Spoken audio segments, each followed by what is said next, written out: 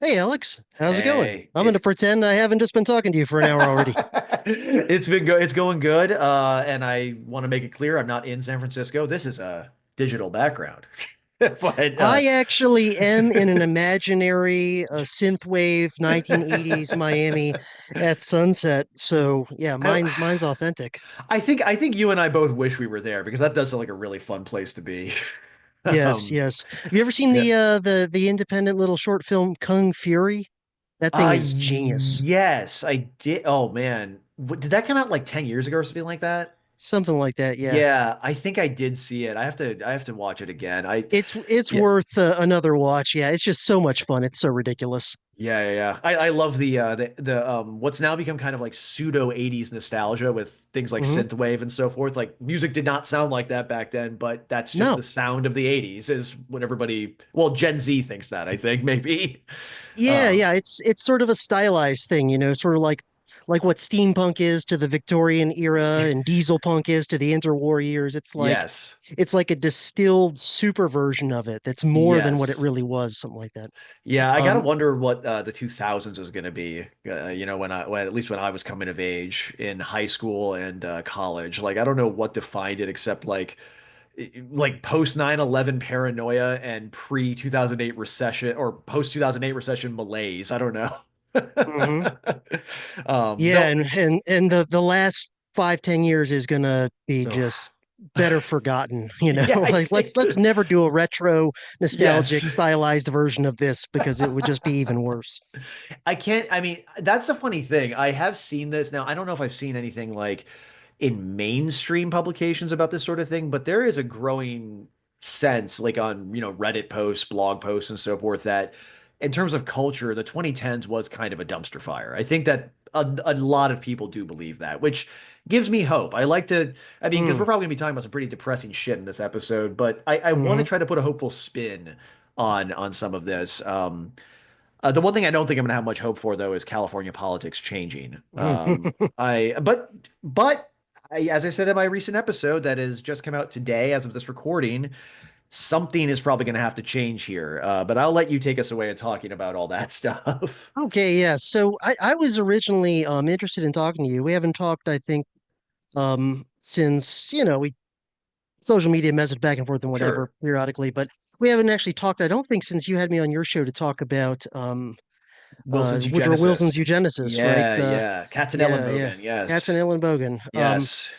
So you actually, contrary to your background, you are in Southern California. You are actually Yes. in the greater Los Angeles area. And so I was interested to hear your take on like the fires and the politics of that and all that sort of stuff. And I was interested in your take even before I knew that you were making an episode of your show on that, which I've already Sure. listened to an early sneak preview version of.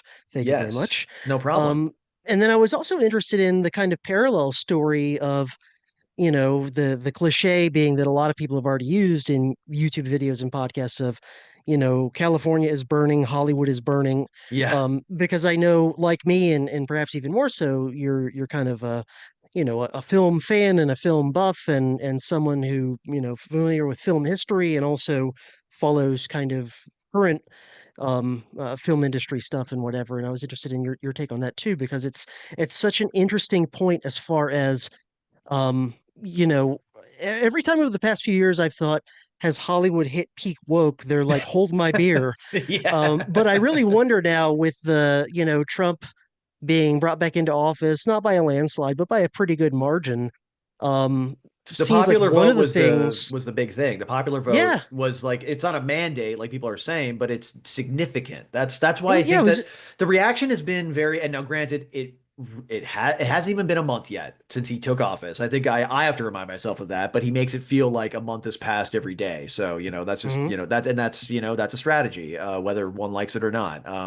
mhm, But yeah, I think that there is this sense that people don't really know how to react. I think part of that has to do with him winning the popular vote as well as the mhm, electoral vote. So I think people are, and I think also there is a sense of self-reflection among the I don't want to say the better, but I think I'm a little biased. There's some self-reflection among those on on the Democratic side of the ledger, I think. And I'm glad there is, because I think that that's it doesn't matter what your politics are. If you're self-reflective, they're going to become better. But generally speaking, I don't have much faith for Hollywood to do that until they're forced to by the Hmm. market. I would hope ideally. Yeah. And I think that's Yeah. gonna, and we'll get to that, but I think that that is probably happening. And that's been happening for a number of years now. But yeah, Yeah. but I'll let you continue your point. Sorry, I just wanted to interject that. Oh yeah, yeah. Well, just just to kind of get us rolling, and we have to kind of like restart because we've just been, Sure. jabbering for an hour off mic before I hit record anyway. Yeah. But so what's your take as someone who lives in the area but is not, a crazy person? You're one of the minority of Californians who live in large metro areas who are not insane, and I know they exist. It's unfortunate that they're so outnumbered there, but what is your take as someone who's been, kind of observing this up close? Um, what the hell happened in terms of the Los Angeles fires? Like how Oh, did this get so bad?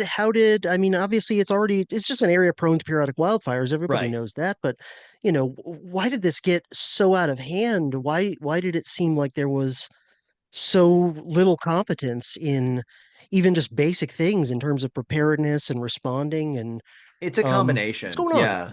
It's a combination. Yeah. It's to be fair, not all of it was incompetence, though a lot of it was. But it was just the sort of natural aspect of it was the Santa Ana winds this year, which for people who don't know, those come around this time every year. Well, earlier than February, but they come around, and this year they were about hurricane strength. I mean, we're talking like up in the mountains, they were over 100 miles per hour. And that is going to feed the fires that just happen naturally as well.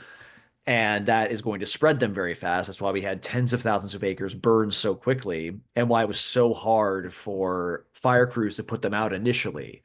Mm. So there was a lot of natural aspects to that. I mean, in the episode I just released today for people to listen to over on History Impossible, I should probably note that.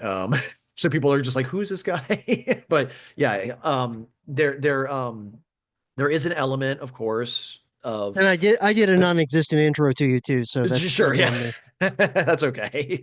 But yeah, I think that this is part of a broader point that I was making, that yes, anthropomorphic climate change is a factor, but like how much help does that really give us to say it's like, okay, yes, that's part of the diagnosis, but there's a lot more to it than that.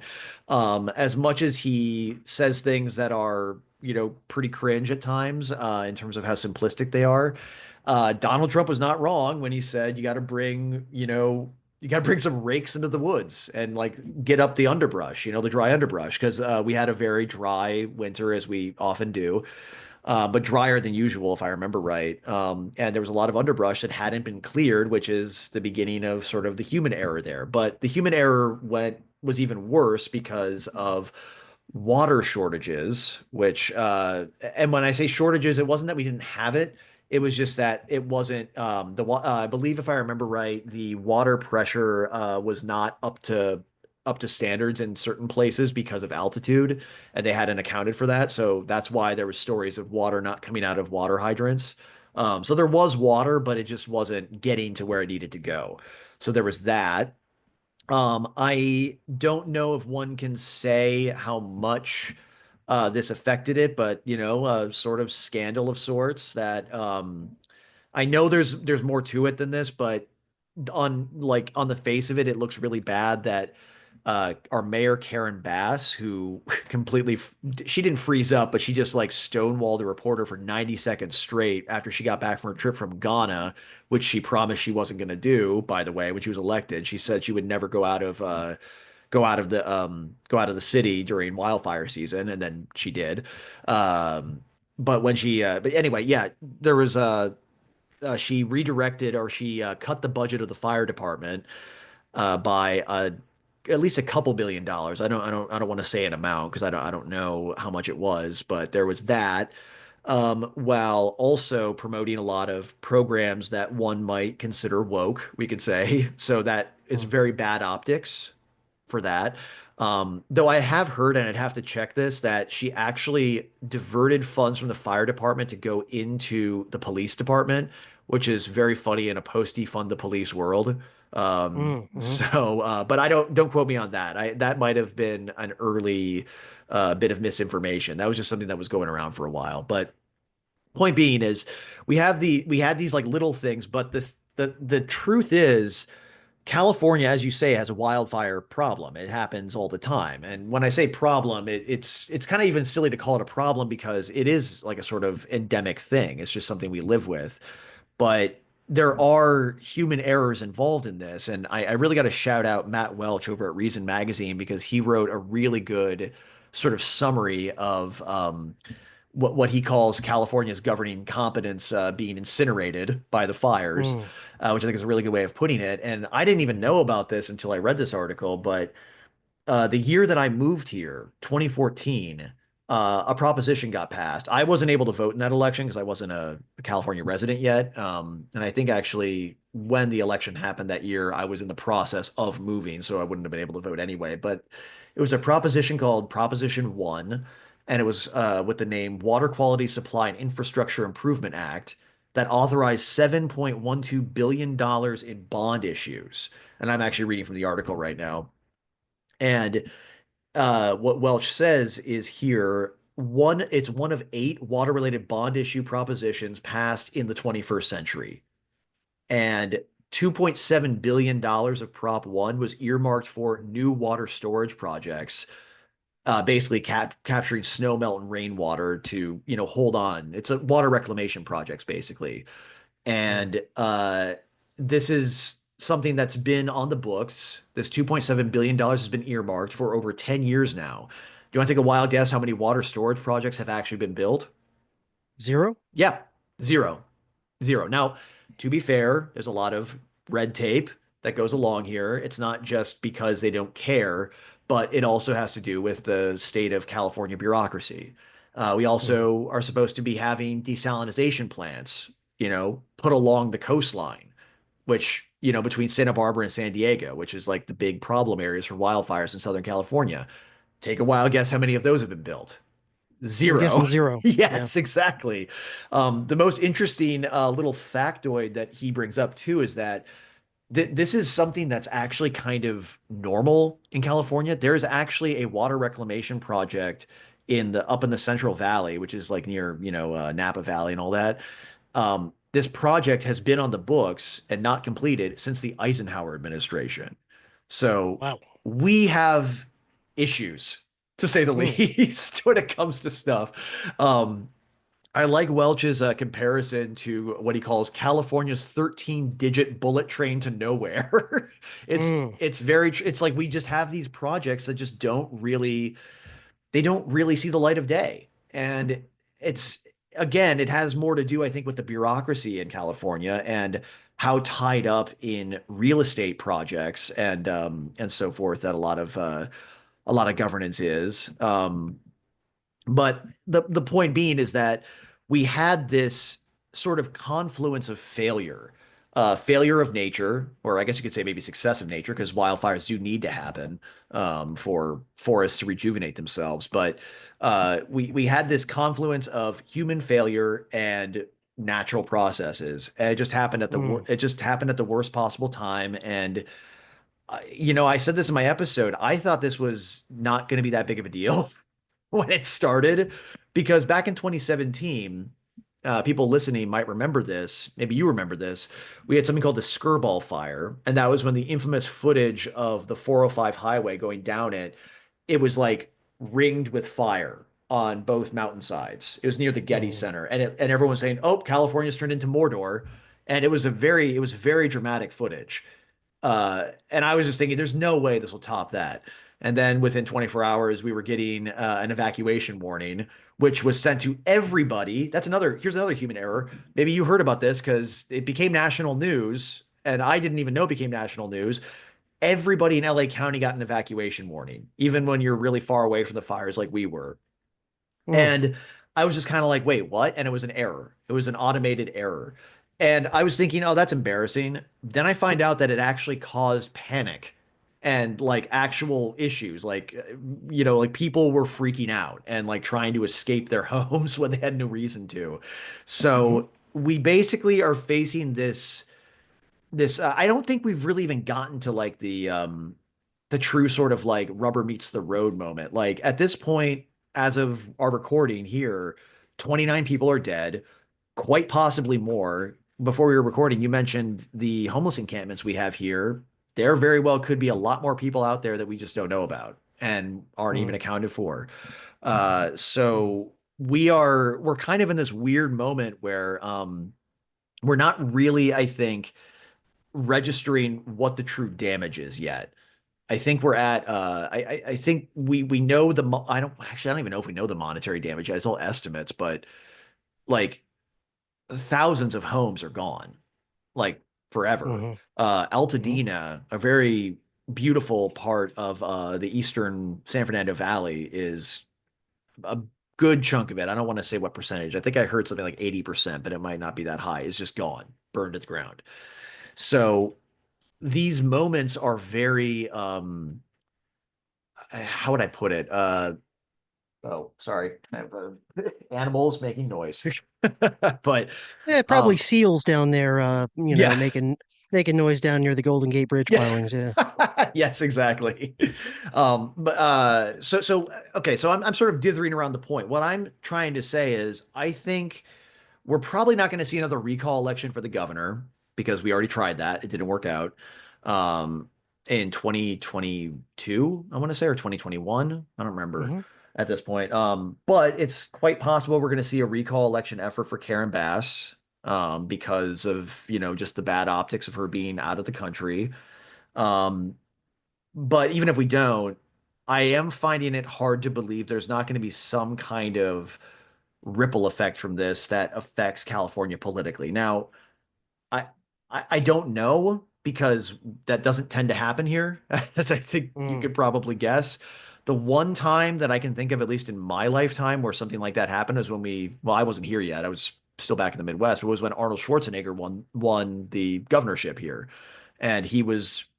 I don't know California's gubernatorial history well enough, but he was the last Republican governor we've had for a long time, and he's very much a third party Republican. He's not your typical Republican. Mm. Um, and I'm also not convinced that a Republican would fix the problems that are facing the state. What I'm just saying is I feel like there's going to be, because of this, downstream effects that create a new sort of demand. Um, Politically, I would like to think so, but even if that doesn't happen, I think the downstream effects in California are going to be much deeper. I think it's going to have much more to do with basically commerce, the film industry. Silicon Valley is probably going to remain unaffected for the most part because it didn't happen down here. But I think trends that were already kind of being set into motion after COVID, because that's another thing that people need to think back to. COVID is only 5 years ago now, and that like totally disrupted the film industry. And then only Mhm. 2 years ago, we had the SAG-AFTRA and WGA strikes. And that also disrupted things. I mean, nobody was making anything for 6 months. That still has not been fully felt yet. And on top of all of that, you have budgets just ballooning out of control to the point where it's impossible to make any money on a film. If I remember right, the estimate on how much it cost to make the last Indiana Jones film was around $700 million dollars if you include marketing and all that and reshoots and all that stuff. There was no way that movie was going to make money unless it made like $1.5 billion. Um, so I guess what I'm saying is like you combine all these factors, specifically related to the film industry, you're going to, along with this this catalyst, I feel like, of the wildfires, I think you're going to see a different Los Angeles County, at least within the next 10 years. How that's going to shake out is really hard to say, but I think it's going to look different. um Mhm. and an aspect of that involves the fragmentation of Hollywood. I think that's going to create economic ripple effects as well, that people Mhm. haven't really accounted for yet. But I'll let you respond to all that. I feel like I was just kind of rambling on there a bit. If I didn't fill you in on some of the stuff there, I please, hit me with some questions and maybe I can refocus. Yeah, no, no, no. Well, that was a good kind of like, intro to a lot of what went wrong. So yeah, Yeah. it's partly natural disaster, things that happen, but on the other hand, it's not like it's something that's completely, you know, unpredictable in the sense of, Right. you couldn't necessarily have said like, oh yeah, it's going to happen in January of 2025, but Yeah. the idea that The like probability, though, is that it probably would happen in January that, yeah, 2025. That's true, the yeah. thing. Yeah. Or at the very But least, yeah. you could say like, once every so many years, there's probably going to be pretty bad wildfires just because of the geography of the place, and Right. anytime you get the wrong conditions coming together at the wrong time, coming together simultaneously, Yeah. that this can get really bad. In the same way that like, Florida where I live, we don't get smashed by a category 5 hurricane every year. Yeah. But, if you're, have an IQ room temperature or above, you're like, well, periodically we're going to get clobbered by hurricanes. And so, Hmm. you make your, individual preparations the best you can, but then also you expect that your state and local authorities are, making some reasonable preparations. And then when stuff does happen, that they also are like efficient and competent in getting stuff out. And, you Hmm. know, generally, I have to say, like, the governor of Florida lately and the state government of Florida, they're pretty good about natural Hmm. disasters. Like they happen, they cause a lot of damage. They, certainly disrupt a lot of things, but at the same time, um, I usually get the sense that, from the governor on down to the local authorities, that they're usually doing the best they possibly can Hmm. in terms of preparation and then deployment of the Well, resources. eh, And when I look at California, it's just, like Katrina and some of these other things come to mind where it's just yeah. the complete cluster of, you know, super bad luck in terms of the natural disaster happening, but then it's way worse than it had to be because there was Right. not competency in planning and managing and responding and all that. Well, and the interesting thing too, and this is just a perception thing, especially, I mean, I'm not speaking for other Californians, especially natives to Los Angeles. They definitely know better than me, but the sense I get is that yes, every year you guys down in the southeast get hit with hurricanes. It's just inevitable, and varying strength or whatever, like you were saying. But I think enough things happen, and it doesn't even necessarily require something as catastrophic as Katrina, though that certainly probably helped. And I'm wondering if this event might be the sort of Hurricane Katrina of the West Coast, even though only, in air quotes, 29 people are dead. Again, it's probably more, but point being is that I always had the sense that like, okay, so things probably are better in terms of prep down in the Southeast just because it's such a common occurrence. And that, oh, well, then maybe we just never really thought of wildfires in this particular way here. Like, but then I started to, learn like, oh, wait, no, no, no, there's wildfires every single year here. And there always Mhm. has been. It's not like a random occurrence. It's just that there was a sort of sense though that I think a realization that it was a regular occurrence after that 2017 fire that I was talking about, when Mhm. like the dramatic footage started to come out. Because I remember after that, like the chief mockers of the Green Movement, Trey Parker and Matt Stone, basically made a South Park episode saying, okay, okay, we were wrong. You got to be worried about man, bear, pig at least a little bit, you know? And I remember thinking, okay, there is a sort of shift going on here. Um, and I'm wondering like maybe that is a sign that things are going to start changing for the better in terms of preparedness, Mhm. but like especially after this current one, but I don't know. I mean, like I said, the sense I had is that it wasn't really something people were thinking about all that much here. Whereas in Florida and Louisiana and all the, the Gulf Coast states are always thinking about it because they've been hit with it. I mean, I talked about it in my episode about the Galveston hurricane in 1900, which is Mhm. insane. Like how many people Mhm. died. It was thousands died. Mhm. And it almost completely destroyed Galveston. Mhm. So I feel like there's just more reason to consider that a better place for preparedness, I guess. But again, I feel like that's not really an excuse when you learn that wildfires are a problem that happen here in California all the time. So I don't Mhm. know. Maybe honestly, when it comes down to it, I don't really care who's in power in California at this point, as long as they actually take wildfire prevention seriously. Like that's really where I'm Mm. at this point. That's where I think a lot of people are at. And that's why I could see a political shift happening here, but it's really hard to say. It's just that everybody who is in power definitely were the wrong people to be in Mhm. power. I mean, that's kind of goes without saying. Yeah, yeah. Well, I see kind of parallels going on in a number of different institutions. Um, certainly in the federal government in various ways, but also, when I look at from my vantage point here on the other side of the continent, when I look at California, and I've been getting a little bit more interested in California's kind of um power elite history, for lack of a better Sure. term. And I got there because I started going down the rabbit hole of studying the history of Bechtel Corporation, which Uh-huh. based out of California until recently, and their involvement there. And I actually got onto that, believe it or not, by researching into the background of Kamala Harris. And Okay. I and I Okay. and I, and I found a kind of several degrees of Kevin Bacon connection to Bechtel Corporation. But anyway, setting that aside, I really started to understand that California for quite a long time has been maybe the most oligarchical state in Oh. America. Like every state has its like state oligarchy, for lack of a better a term, and it's usually based around, two or three biggest cities in that state. But Florida's got its kind of Florida oligarchs of various types, and every state has Hmm. their little local version of it. But it seems like California has been that way for a very long time. And are you aware of the whole idea of like the four families, that there's basically four families that kind of run California? I am not, but I'm really okay. So cards on the table. I mean, I guess I'm revealing now that I have a planned sort of mini series for sometime in the future. I don't know when it's coming, but where I'm going to be looking at California's history in the context of crime. Mm. So I think I'll Hmm. probably end up coming across them. I get the feeling.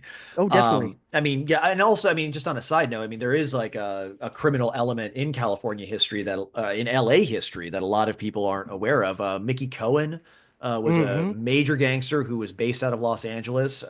Hmm. I mean, it's the thing about the mafia, funny enough, is that I think people associate that with just with like New York, maybe Chicago, but like they were all over. They were in Kansas Yeah, City, they were in Madison, Wisconsin, they were in Minnesota and St. Paul, where near where I'm from. They were out here too. So for they're sure. yeah, but yeah, no, I'm not aware of the four families. Maybe I'll know who the families are, but Oh, I've never heard oh, of oh, that you'll term. you will Okay, definitely recognize them. okay. Absolutely. So I actually I was aware of some of this, but I hadn't quite put it together fully. And then I heard, of all people, Kurt Metzger, who is very, very knowledgeable Yes. about a lot of like, kind of deep conspiracy stuff, but like real stuff though. I mean, it's that sort of stuff that often sounds crazy the first time you hear it, and then you bother to go follow up on it, and you're like, oh, he's actually all that crazy stuff he was saying was actually pretty much true. And, It's and kind of like when so it's like when Megyn Kelly talked about how she actually when I think she interviewed Alex Jones or something and she was like, okay, we need to fact check every single thing he says. And then they Oh yeah. did it and it was something like 80% of it was actually checking out. I was Yes. like, wait a minute. Yep, yep. Absolutely. Yeah, I mean, let's not forget that like Alex Jones was talking about Jeffrey Epstein's operation like Yes. 20 years before anyone had ever heard of it. And at that time, everyone and he doesn't do himself any favors by having such a, over the top flamboyant attitude. It makes him seem crazy. But yeah, I've been saying for a long time, like, yeah, he gets some things wrong, absolutely. But like his accuracy level on reporting is way higher than the establishment press, and for good reason, because he's not trying to, He's cover up he's for powerful interests, he's doing the kitchen sink method, which I would say Yeah. is it's a very incautious method and you're going to start And then when you combine that with the flamboyance, you're doing yourself no favors, as you say. But Hmm. when you go after everything, you are going to get some things right. And Hmm. Hmm. it feels weird to Yeah. say, but but the problem is then you're also going to say things about, the parents of slain children, which is where Yeah. you tend to go a little too far in air quotes. I think yeah, yeah. Yeah. But anyway, as you Yeah, were saying yeah, yeah, though. yeah, yeah. So, I heard Kurt Metzger mention this idea of the four families and he kind of rattled them off really quick. And it kind of put together stuff that I had already been sort of groping towards as I've started to look at California's, kind of California oligarchy Sure. and how they go back further than I had realized in some cases. So the four families that basically have been kind of running California for several generations now. There's the Brown family, right, of Okay. Jerry Brown, right, that produced two Oh, governors. right. They're like political elite for since long before either of us were born. Sure. Then there's the family of the current governor, the Newsoms, who have been Really? yeah, yeah, yeah. The Newsom Oh, family is very interesting because interesting. they emerged as sort of like the gophers and managers for probably the most oligarchical family in all of California history, which is of course the Gettys. The Newsom All right. family, the Newsom family really kind of came to power and prominence because Gavin Newsom's father, William Newsom III, was like uh, whatever the original J whatever Getty. He was like eh, Governor Gavin Newsom's father was Mr. Getty's like right hand man. And Really? so they performed the role for the Getty family that the Bush family basically performed for a long time for the Rockefeller and Harriman families, where it's like they're Okay. they're just like the next step down on kind of the power hierarchy. They're like the managers, and then the in this case the Gettys are the owners of the operation really, and then the Newsoms were sort of like their right hand guys. Um, and so there's a lot of interesting stuff there that I've only started to dig into as far as the Sure. Gettys and the Newsoms going back. But Can I you guess know, the fourth family? Can I guess the fourth one? Is it the Hearsts? no, Oh, okay. no, Okay. Because no. Hearst Actually, Castle is here. So, yeah. yeah, yeah, yeah. No, and they were a big deal, but I don't think they've been as Okay. big of a deal last few generations. So we got the Browns, we got the Newsoms, we got the Gettys. By the way, Gavin Newsom's father, William Newsom III, was buddies with a Nazi that was saved by Operation Paperclip and brought over here. And at one point, William Newsom III like spent a year traveling around with his ex-Nazi.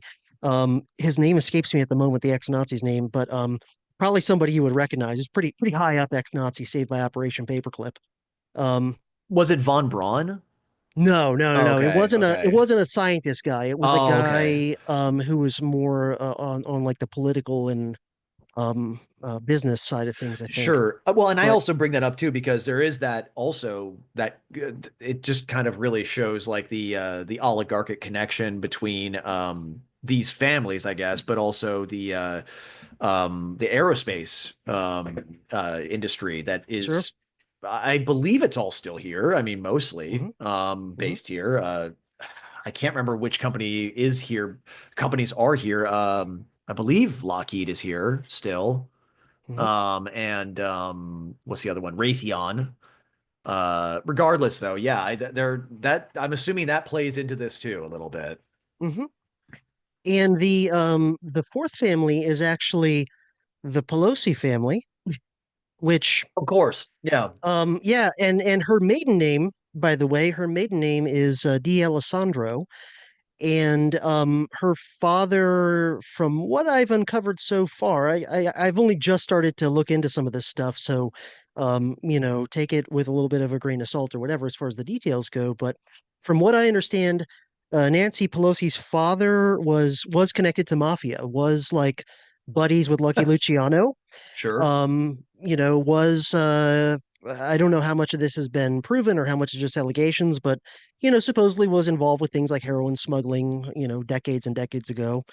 And so there's all these interesting connections between the Browns, the Newsoms, the Gettys, and the Pelosi D'Alessandros. There's some intermarriage, there's lots of political alliances for sure, and then there's also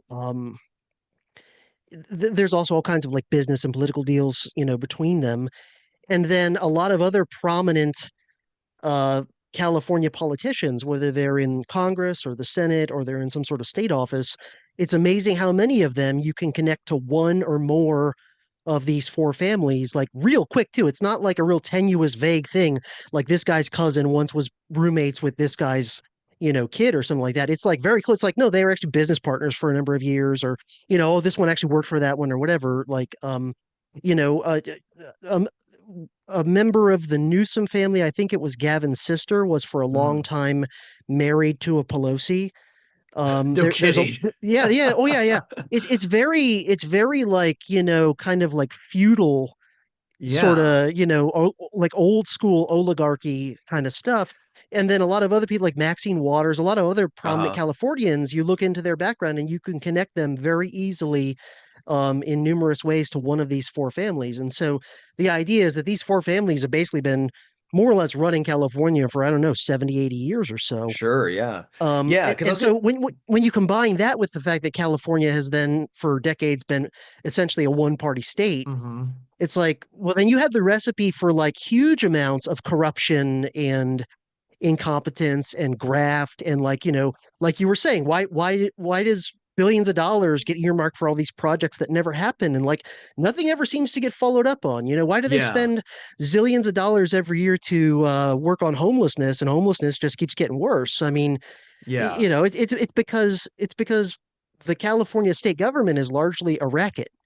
It, it's It's the definition of decadence, I think, in a lot of Yeah, ways. Yeah, I mean it's very kind of banana republic in a lot of ways too. right. It reminds me of that analogy Dan Carlin likes to use, where he talks about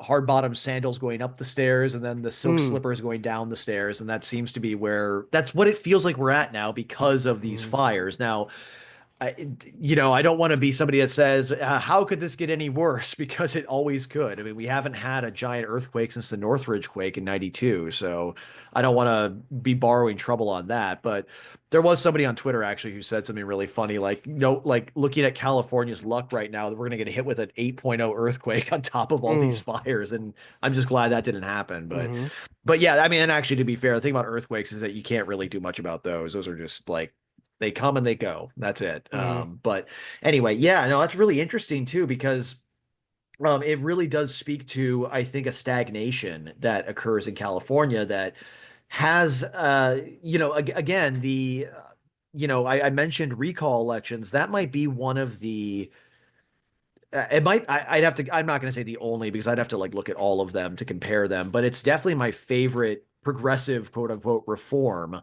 of California politics, is that we have the ability to fire our leaders essentially, mm, which has allowed us to sort of break out of that a little bit, like I mentioned, I think before we were recording, or maybe I mentioned it while we were recording, I can't keep track anymore, but that's how mm, we ended up with Governor Arnold Schwarzenegger. I mean, it was because of a mm, recall election where we recalled mm, Gray Davis. mm. And I think it was his name, Gray. His name is Gray. I don't want to get his Yep, name yep. wrong. Okay. Yeah, I think you're right. Yeah. Yeah, and it was just it's a very good function, but it just hasn't really been used to like the full extent. And I think it has to do with like sort of the constituents just being comfortable with what's familiar, and that needs to be that's really what needs to, I think, disappear, so things like these systems can actually work to our advantage as citizens here. Hmm.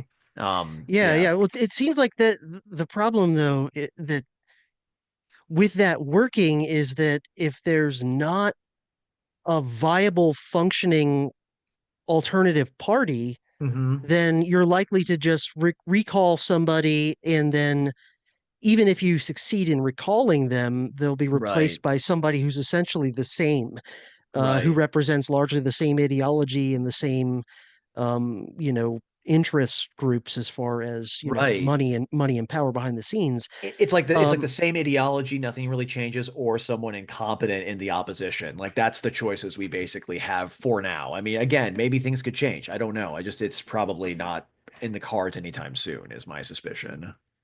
yeah, and I mean, one of the likely ripple effects, I'm sure you'd agree, of these fires is that the net out movement of people from California, Oh which yeah. has been a thing for a while, which is like Yeah. for the first time since the Spanish came into California in 15 whatever, there's been a net outflux of Californians Hmm.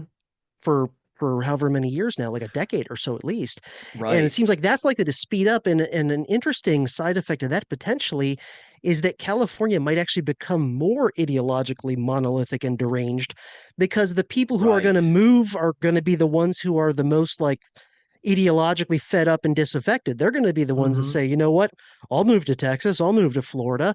And the ones who are going to stay are going to be the ones that are the most like locked in true believers, like think nothing's wrong.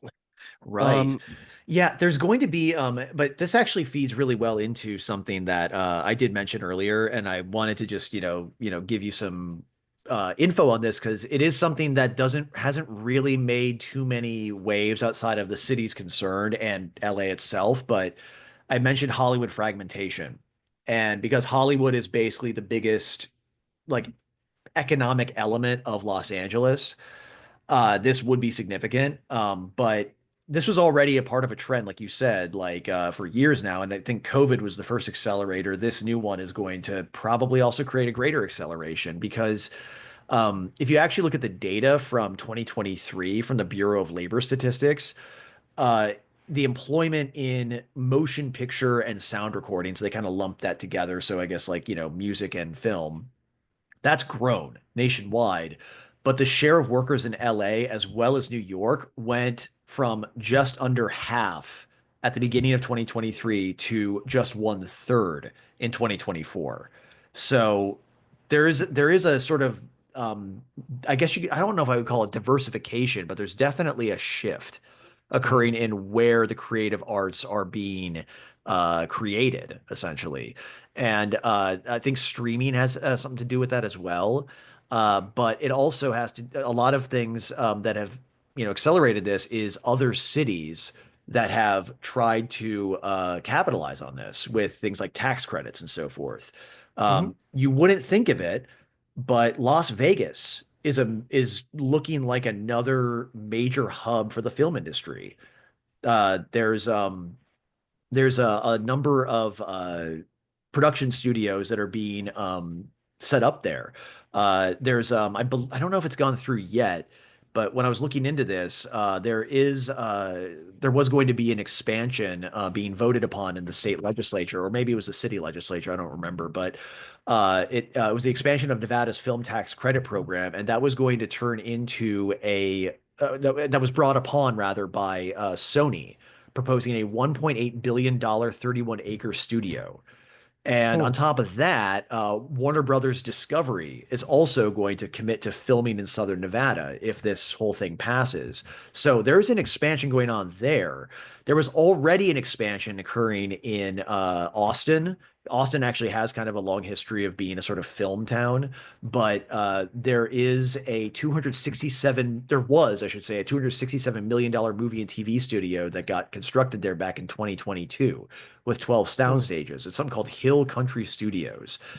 Hmm. And yeah, so and it's not really news anymore because it's been going on for well over a decade at this point. Atlanta has been a Oh yeah. major center for film industry, the film and TV industry. I mean, I think it's more than this, but what comes to mind immediately is The Walking Dead was based Right. out of Atlanta, but a lot of other properties have been created outside of there. So that kind of gets to something I talked about in my episode that I did about how San Francisco, up until the 1906 earthquake, was sort of the capital of the West Coast. It was the cultural Hmm. capital. It was where Mark Twain was from. It was where Jack London was from. It was incredible as a cultural center. But after the earthquake happened, investors started saying, you know what? I don't think this is a really good place to be. Let's go down to Los Angeles. And then Hmm. 10 years later, Hollywood was born.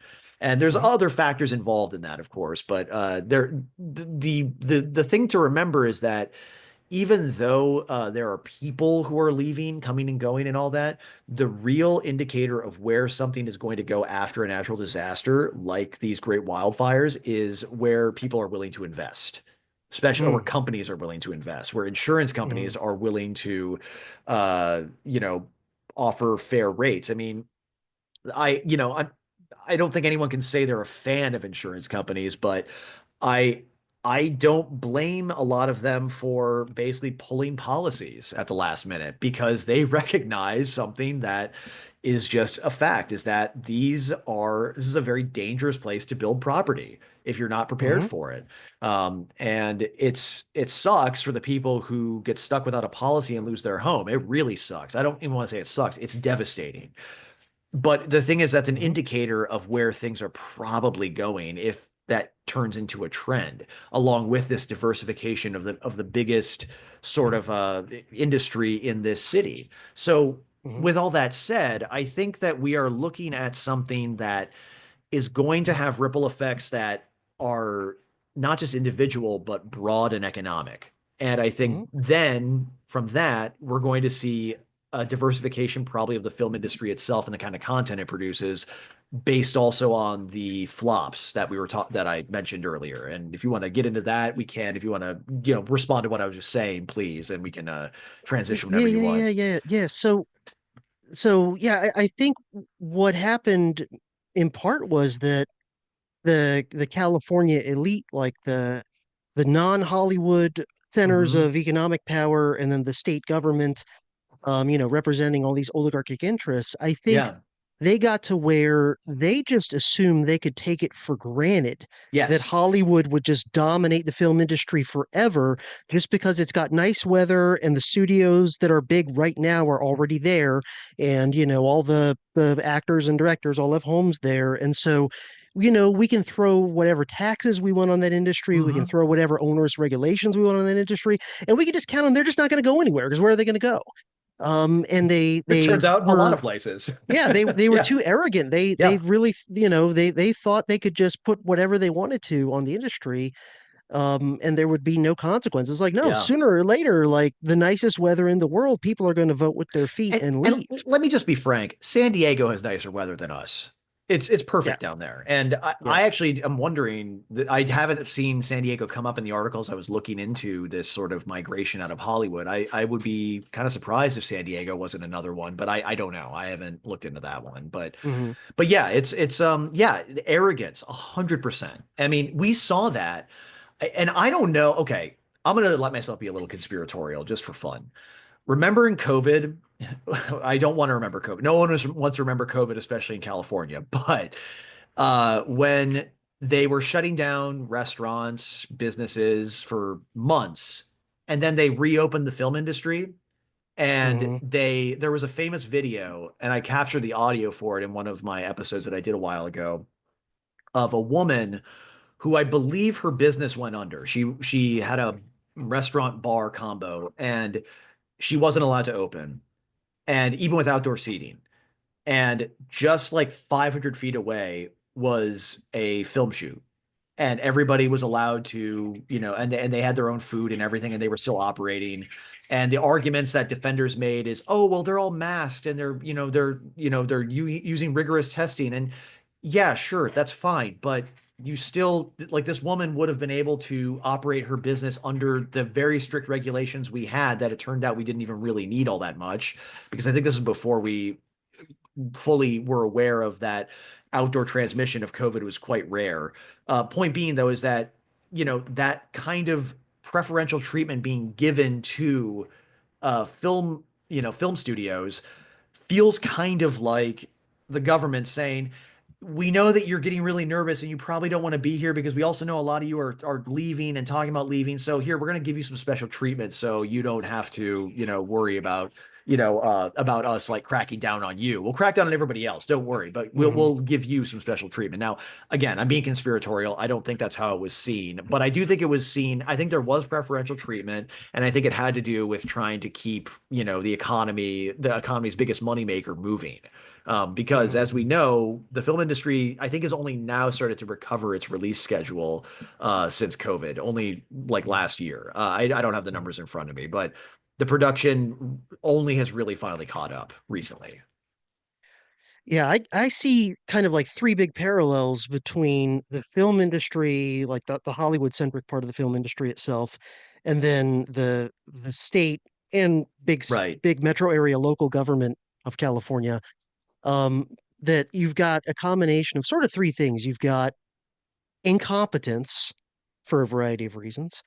You've got corruption, where just like whether it's the budget of programs and projects in California or whether it's the budget of big Hollywood movies, like these budgets are just like wildly out of control, All on and credit. you're not getting Yeah. anything for your money in either Yes. case.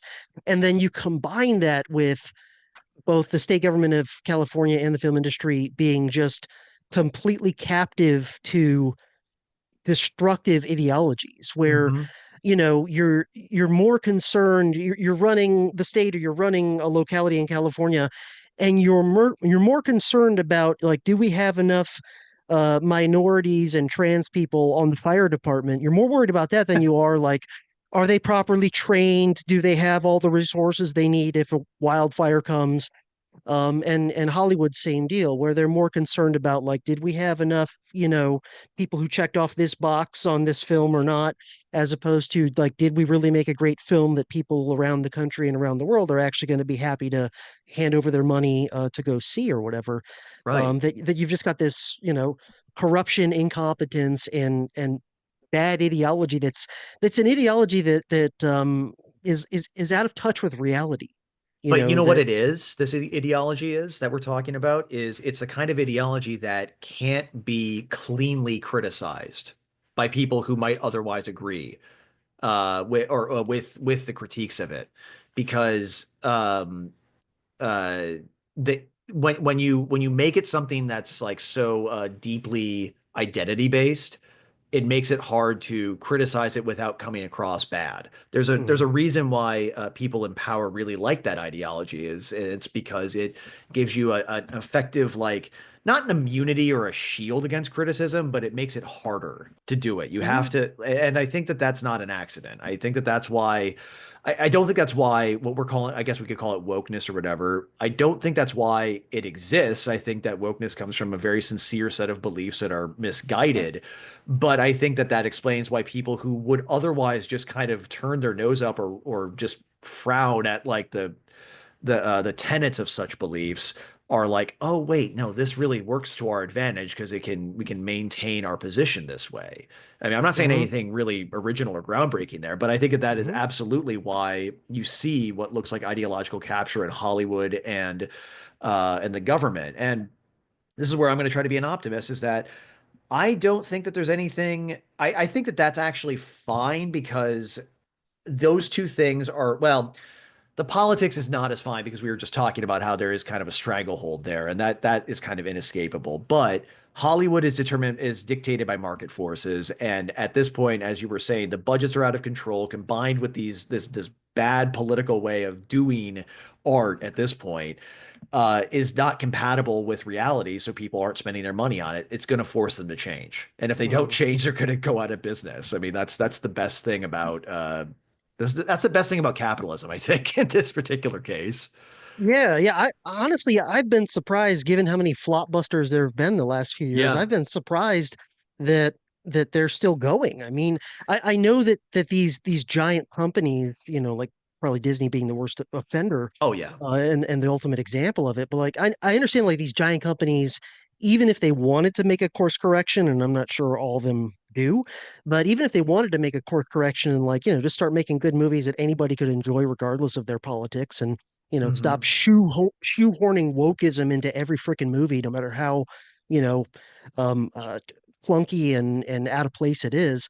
Um, I know it takes years to filter down Yes. because big budget movies, they take so many years to plan and then make and but but at the same time, I'm surprised that they've still been that the people who control the money Hmm. to that industry have still, up until now been willing to front the money and whatever, given the evidence that, I mean, does anybody really think that the new Captain America movie is like going to make a huge profit? I mean, it's I mean, on track to do worse than the Marvels did, I think. which I heard that and I was just thinking that's not possible, but then I realized no, it is. It absolutely is possible. And the example that I was thinking of though is that of how I think there is this. It's not really an attempt to course correct, but there is a cautiousness, and that's that there's such a slow release schedule of Marvel products now. It used to be Mm, like, what was it, like 3 shows and 2 movies a year, or 4 shows and 3 movies a year, something crazy like that. And then people started backlashing against that. And then last year, if I remember right, there was only one movie, and it was the Deadpool Wolverine movie. And that movie did well because it had nothing to do with this new crop of, I guess like supposed Marvel heroes that nobody likes. It was a hmm. throwback. It was, I mean, that was why the that Spider-Man movie did so well. It was the movie with Yeah. the 3 Spider-Mans. And I saw that movie and I was like, that's a lot of fun. I'm never gonna Hmm. watch it again, but it was a lot of fun. Deadpool Yeah. and Wolverine, same thing. I was like, that was a lot of fun. I like seeing Wesley Snipes as Blade again. Never gonna watch it again. That's the best they can hope for at this Hmm. point. I mean, maybe Captain America the Brave New World is what it's called, is maybe it'll do well. I don't know. Hmm. I like that Harrison Ford's involved, but like he doesn't give a shit. He's the textbook definition of guy who doesn't give a shit. There was a great little interview I saw on Instagram earlier today where this guy was asking him like, do you like how do you handle like do you ever get embarrassed looking at the behind the scenes footage of you acting like Hulk? And he says, "I'll tell you a secret, kid. It's the money." And I was just Hmm. like, yes, that's exactly right. But yeah, I don't know. I find it hard to believe that this can continue, but as you say, this stuff gets planned so well in advance that course correcting is almost impossible in the short term. You have to like the closest thing to it that I can think of was after they had to course correct with the use of what's his face, who played Kang in the Ant-Man movie, Jonathan Majors, Oh yeah. who's a wife beater and all that stuff, and Right. it was not looking good for PR. And the way they fixed it was bringing back Robert Downey Jr. to play the villain in the next big Avengers film. And that's the closest thing they can do to fixing this in the short term. I think what they're hoping is that at least Disney in this case or Marvel, they're hoping they can weather the storm, get through whatever phase this is that they're in, phase 17 or whatever. Hmm. And then once that's over, they can then course correct and then use some contrivance, some plot contrivance like the multiverse or whatever to say, here's why everything is different. When in reality, no, we're trying to meet market force demand here. So Hmm. I don't know. I mean, I think uh it's you can't just keep putting things on credit as they say, because that's what they're doing. There is a possibility that they are also just trying to weather the storm with this and then sell off everything because I know Disney is I heard at least that they're in a lot of debt from their 20th Century Fox acquisition, which I don't remember what the number was, but it was insane how much they spent on that. There's no way they had that money to pay for it. They're doing this all on credit, so they might have to start Hmm. selling things off. I find it hard to believe they're going to be able to hold on to Lucasfilm because all that stuff is not doing well. Um, it's hard to say with TV shows like that are on streaming platforms. I know people have calculated the minutes and whatnot, minutes streamed or something, but that doesn't necessarily translate into money. I mean, Right. I'm not really sure how they figure that out, but nobody really is. I mean, smarter people than me have probably figured it out a little bit, but Hmm. I just, I'm sorry. Like, I enjoyed the first 2 seasons of The Mandalorian, but I'm not going to go see that movie. That's the next Star No. Wars movie coming. I don't care. I don't care about any of Nope. that stuff. Yep. Um, and I find it hard to believe after Indiana Jones, like I mentioned earlier, like lost hundreds of millions of dollars. Uh, like I find it hard to believe that Lucasfilm properties are considered all that valuable within the halls of Disney, within the at least among the bean counters. And on a complete side note, I'm sure you'll enjoy this. I figured out how to fix the fifth Indiana Jones movie. I don't know. Did you see it? No. It's there's a hint of a good movie in there, but they thought that if they hired the lady from Fleabag, Phoebe Waller-Bridge, to be his Mm. sidekick, that that was going to capture a new audience. When the answer was right in front of them 1 year later, it was too late to do this because they would have had to remake the whole thing. But with the resurgence of Ke Kwan Yeah, after, yeah, if they had made that movie, like had nothing to do with that, lady's just not in it, and it's all about Indiana Jones and Short Round, who's an adult now, just sort of dealing with would have their been great. relationship, it would have been the best way to send off Indiana Jones ever. Like I Hmm. remember after watching it, I saw it after I saw Everything Everywhere All at Once, and just remembering how much I love Ke Kwan. I mean, I think of him as Hmm. Data from the Goonies, obviously, more than I Yep. do Short Round, but I was just thinking there is such an opportunity that was completely missed because he wasn't famous enough yet. If they had waited Hmm. another year to make that movie, they probably would have done that. And that was what makes Indiana Jones and the Dial of Destiny so frustrating, is that there Yeah, could have well, been a good movie there. you look at how often anything that Kathleen Kennedy has a hand in, how Yeah. often they shoehorn in a brunette woman, usually with an English accent, who is a Mary Sue, who has to outshine the hero that everybody who's going to see the movie actually went to see. Hmm. That's the, like Ray's got to outshine Luke, and like again and again and again, it's the, the classic kind of MCU idea What's of the bait and switch, where what you was want to the go see this classic hero, and then what here's Kathleen Kennedy's Mary Sue. what did you see the South Park parody of that where Cartman Oh is yeah. Catholic Kennedy, where it was like make it a gay chick or something like that? Yeah. Put a chick It's in it, make it lame. Yeah. yeah, that was it. That is like so perfect. And yeah, I have to wonder, like, all the speculation, oh, she's gonna retire, oh, they're gonna fire her. I don't think they're gonna fire her. I think it's just a matter of like her losing interest in this whole thing. It's just not something that I think can sustain itself though, based on the fact that these things keep failing. I now maybe they do a smart thing and start cutting budgets and working, like giving, like saying, okay, you get $90 million, which is a lot of money, obviously, but it's nothing for like a Star Wars film. You have Hmm. to make a movie with $90 million. I'm betting it's actually going to be better at that point, Hmm. just working within those Oh, constraints, oh, you know? absolutely. Yeah. And that's another thing that I think is like gonna, dethrone Hollywood as this Yes. like centerpiece of filmmaking worldwide, not just nationally, is foreign competition. Because as we've seen, Yes. lots of other countries are like growing film industries that are quite good and that are Hmm. making high quality stuff that number one is not tainted with American politics shoehorn into it.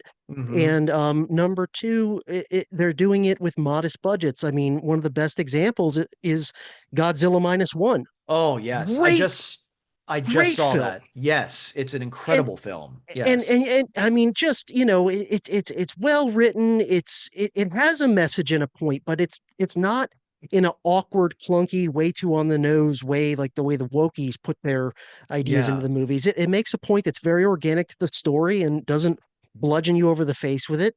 And it's still, on the surface level, like it's just a very good story, very interesting. I mean, it's a good Godzilla film because it's really about the people, not so much about Yes. Godzilla. And look at the budget of that thing. The film is great. The special effects are fine. It doesn't look like a cheap movie. It looks better than a lot of the Marvel and Star Wars stuff recently. And it's done for like a tiny fraction of the budget of any Marvel or Star Wars movie or show even being made. I mean, the I think Godzilla minus one probably cost less than one episode of The Acolyte. Yeah, I just And looked. It's an estimated 10 to 15 million dollars. That's tiny as far it's as an amazing like movie. relatively speaking. Yes, it's an amazing movie too. It's probably one of the best, weirdly, World War II films I've seen in a long time.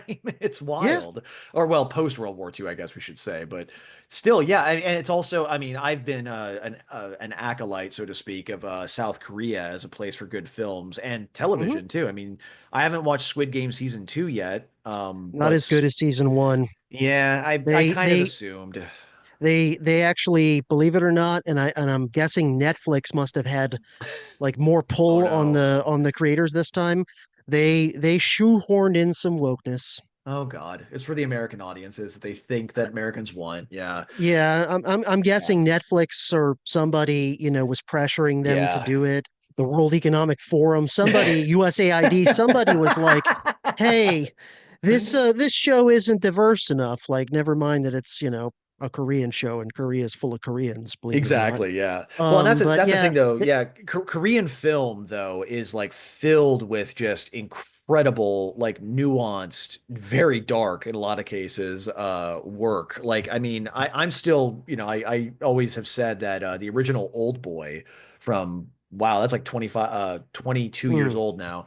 That's one of my mm-hmm, favorite films of all time. I mean, mm-hmm, and it's not just because it has the most depraved twist I've ever seen in a movie, but mm, it's seriously one of the best made films ever. And mm-hmm, it's just, but on top of that, Korea has just become such a great place for, I guess you could say, like crime thrillers or something. Like they mm-hmm, really have mastered the art of tension and so forth. But also their dramas and their satires. Parasite won, I think that won Best Picture, right? mm-hmm, It was for good reason. It's an incredible film.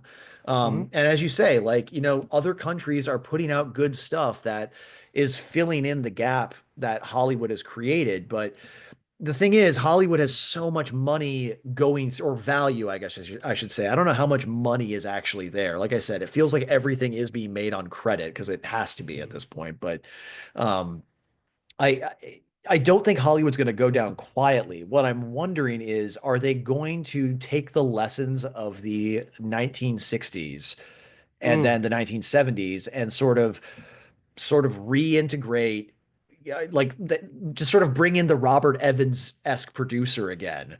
Bring in the problematic Maverick producers to just get good movies made, and then we'll get a new generation of Coppola's and Scorsese's and Lucas's in his heyday and Spielberg in his heyday. Like, are we going to get that? I don't know. I'm not convinced, but at the same time, we've had this kind of thing before. This mm, kind of, over this bloat, this out of touchness. This is something that happened in the late 50s and early 60s. Quentin mm-hmm, Tarantino has written about this a lot, and I think, I am so sad that he's leaving the industry after he makes his last film. I get why he's doing it, but I see that I'm like, okay, so then after you're gone, all we're gonna have left is Christopher Nolan. Like, what? Come on, mm-hmm, we need auteurs, guys. So I'm wondering, like, if he is right in, because he's been saying like this is the right time for there to be a new resurgence, a new what did they call it? I guess a new Hollywood. mm-hmm. This is the right time for it.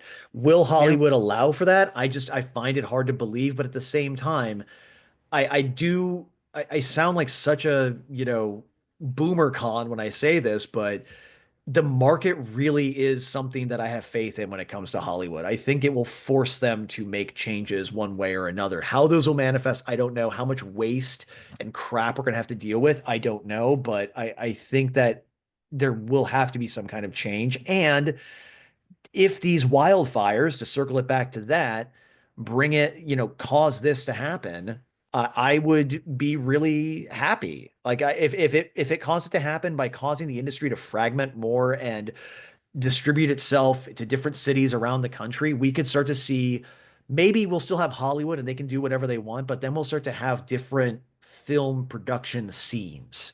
Like, we'll have the Austin scene, the Atlanta scene, the Vegas scene, and maybe Hollywood will still exist as like a sort of, as I guess like the place where you get the money, like where the money comes from, but they're not really making things as much anymore, and it's just more dispersed.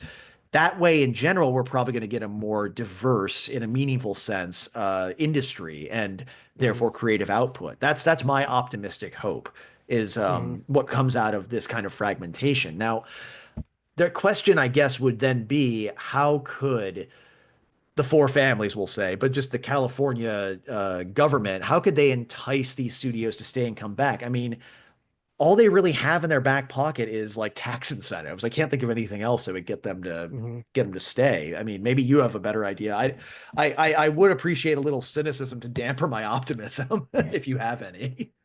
Yeah, I mean, they could roll back, anything they can in terms of not just taxes, but also just onerous regulations that just make it a hassle Sure. to do something like make a film there. I mean, Mm. pretty sure if I remember right, Breaking Bad was Mm. originally going to be in like LA or something.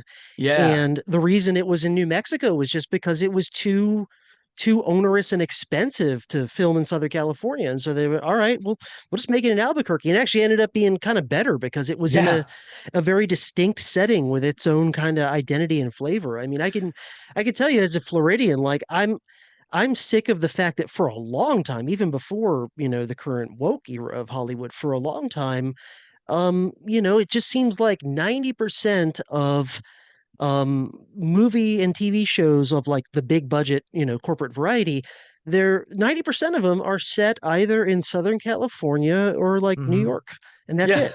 And Yeah. so if you're somebody in the Southeast, if you're somebody in the Midwest, whatever, it's like no one ever bothers to set anything in your area. Hmm. And so that can't help but kind of, grate on you after a while if you're sort of noticing it and paying attention. And I mean, Yeah. lots of times there's things where, the movie is supposedly set in Florida, and I'm watching it going, that's not filmed in Florida. I don't know where the hell that is. But like I'm pretty sure we don't have mountains on the horizon anywhere here. It just doesn't have the right look. Dexter, I can remember, I think the first season or Right. two actually were filmed in Florida, and you could tell it looked like Yes. Florida. Like I could feel it. I could like, yep, that's definitely filmed in Florida. And then in the later seasons, it wasn't. It was filmed in like, Mm. California and Vancouver or some shit, Sure. whatever. Yeah. I forget where, but the point is like, I could tell. But little things like that. Aside from also, it would be great to have, not just this, like the wokies, they want diversity, but only on superficial identity politics type shit. They want And everybody to God, have the same ideology and the same yeah. come out of the same bubble and talk the same and have the same beliefs.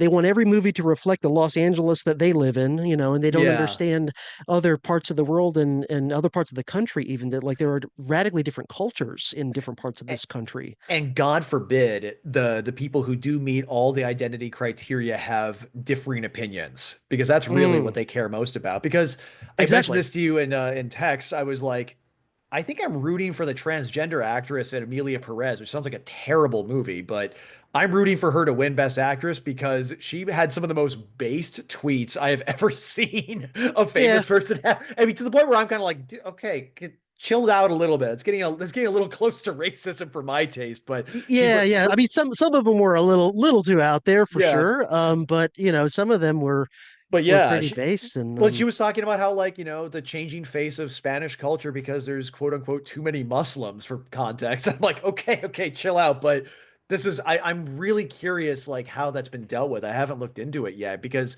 remember, the big controversy. There's always some controversy involving the Oscars when Kevin Hart was going to host, but he had like mm, made some like ill-advised tweets about having a gay son or something. mm. Back when Twitter was just a silly place where people just said out of pocket shit. And he was like, okay, I'm not going to do it. I'm resigning from this post. And I'm just wondering, like, are they going to try to do something like that with this actress who I'm not, I forget her name, but like I've never heard of a nominee getting their nomination revoked, and I'm wondering if that would be enough. But I haven't looked Mhm. into it. Maybe she's come out and given a canned apology because she wants to get the award. I don't know. Yeah, I haven't been following that too closely. My guess is that they'll probably just, pull whatever strings they need to pull to make sure it goes to Demi Moore for the substance, and Yes. just kind of quietly, just sort of like, memory hole that nomination And the then best pat they themselves on the back for nominating a transgender woman for the first time. exactly. Exactly. Yeah, Which, yeah, and to yeah. be They get fair to have their though, cake and eat it too. exactly. And I haven't seen The Substance. It sounds like a really fun body horror film. But It is a really good movie. I mean, it's yeah. really disturbing, and it Yes. goes pretty dark and Yeah. like surprisingly over the top towards the end.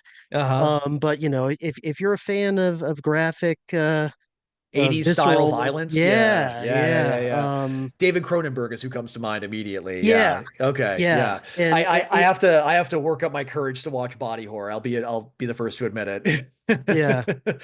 I mean, yeah. yeah, and I just love that Demi Moore is, acting again. I mean, I guess she was probably always acting, but she's, I've heard she's really good in it. So, Hmm. great. I love the idea also of a super gory genre film getting like accolades.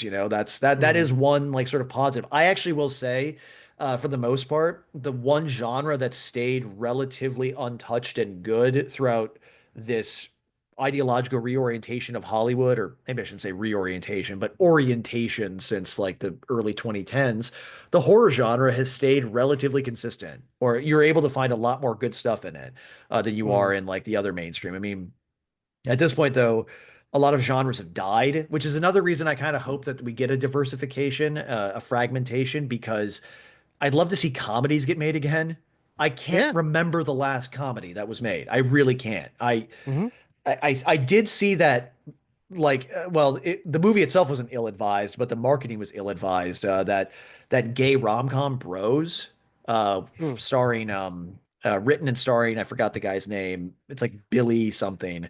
And I remember I was like, oh, this is actually kind of good. It's pretty funny at times. But he Hmm. started making accusations after it came out for flopping. He was like, it's because everybody's homophobic. And I'm just like, no, dude, it's because you made a niche film and it was marketed as a Hmm. mainstream film. That's not going to work. Like you're like anyway, the point being is that aside from that, in the last like 10 years, I can't remember a legit comedy.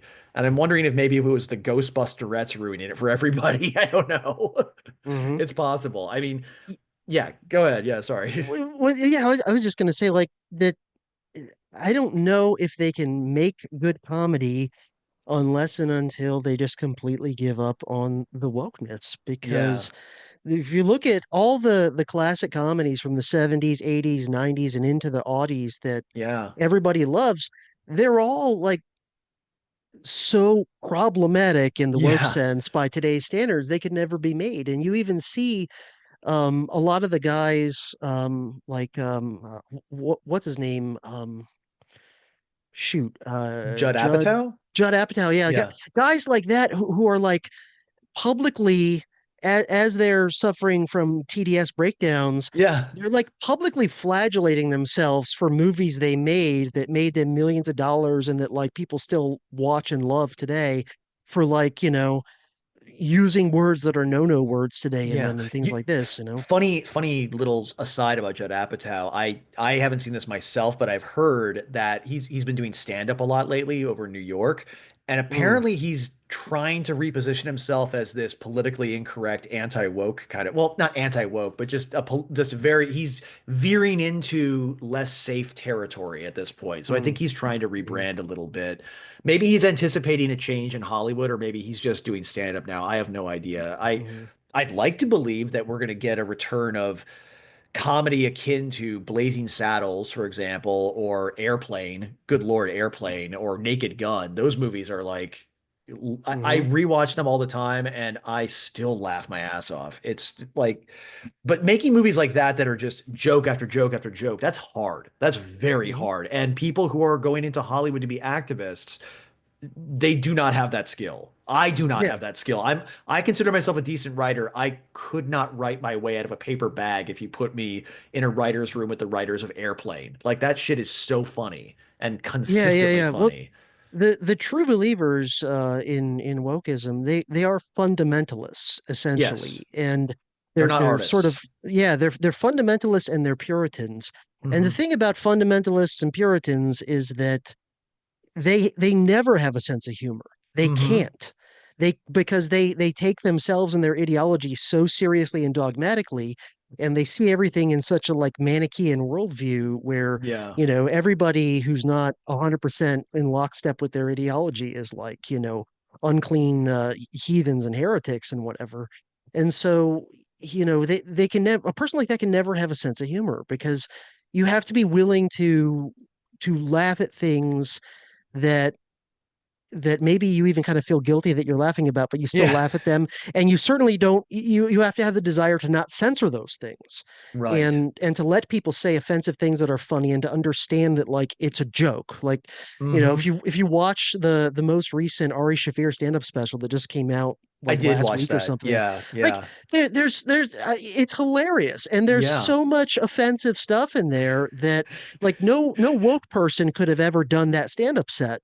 And you need to be Him. willing to let somebody with that sort of sense of humor of like nothing is sacred. I can make fun of everything. He's making fun of Um, heroin addicts. That's the definition of punching down, and it's hilarious. yeah, Yes. yeah. Eddie, I won't ruin the joke for anybody who hasn't seen it yet. But Sure. there's a joke towards the end. His grandfather talking about like the best day his because his grandfather is a Holocaust survivor who's like still alive and is 100 some years old, and his grandfather telling an anecdote about the best day in the Holocaust camp he was in.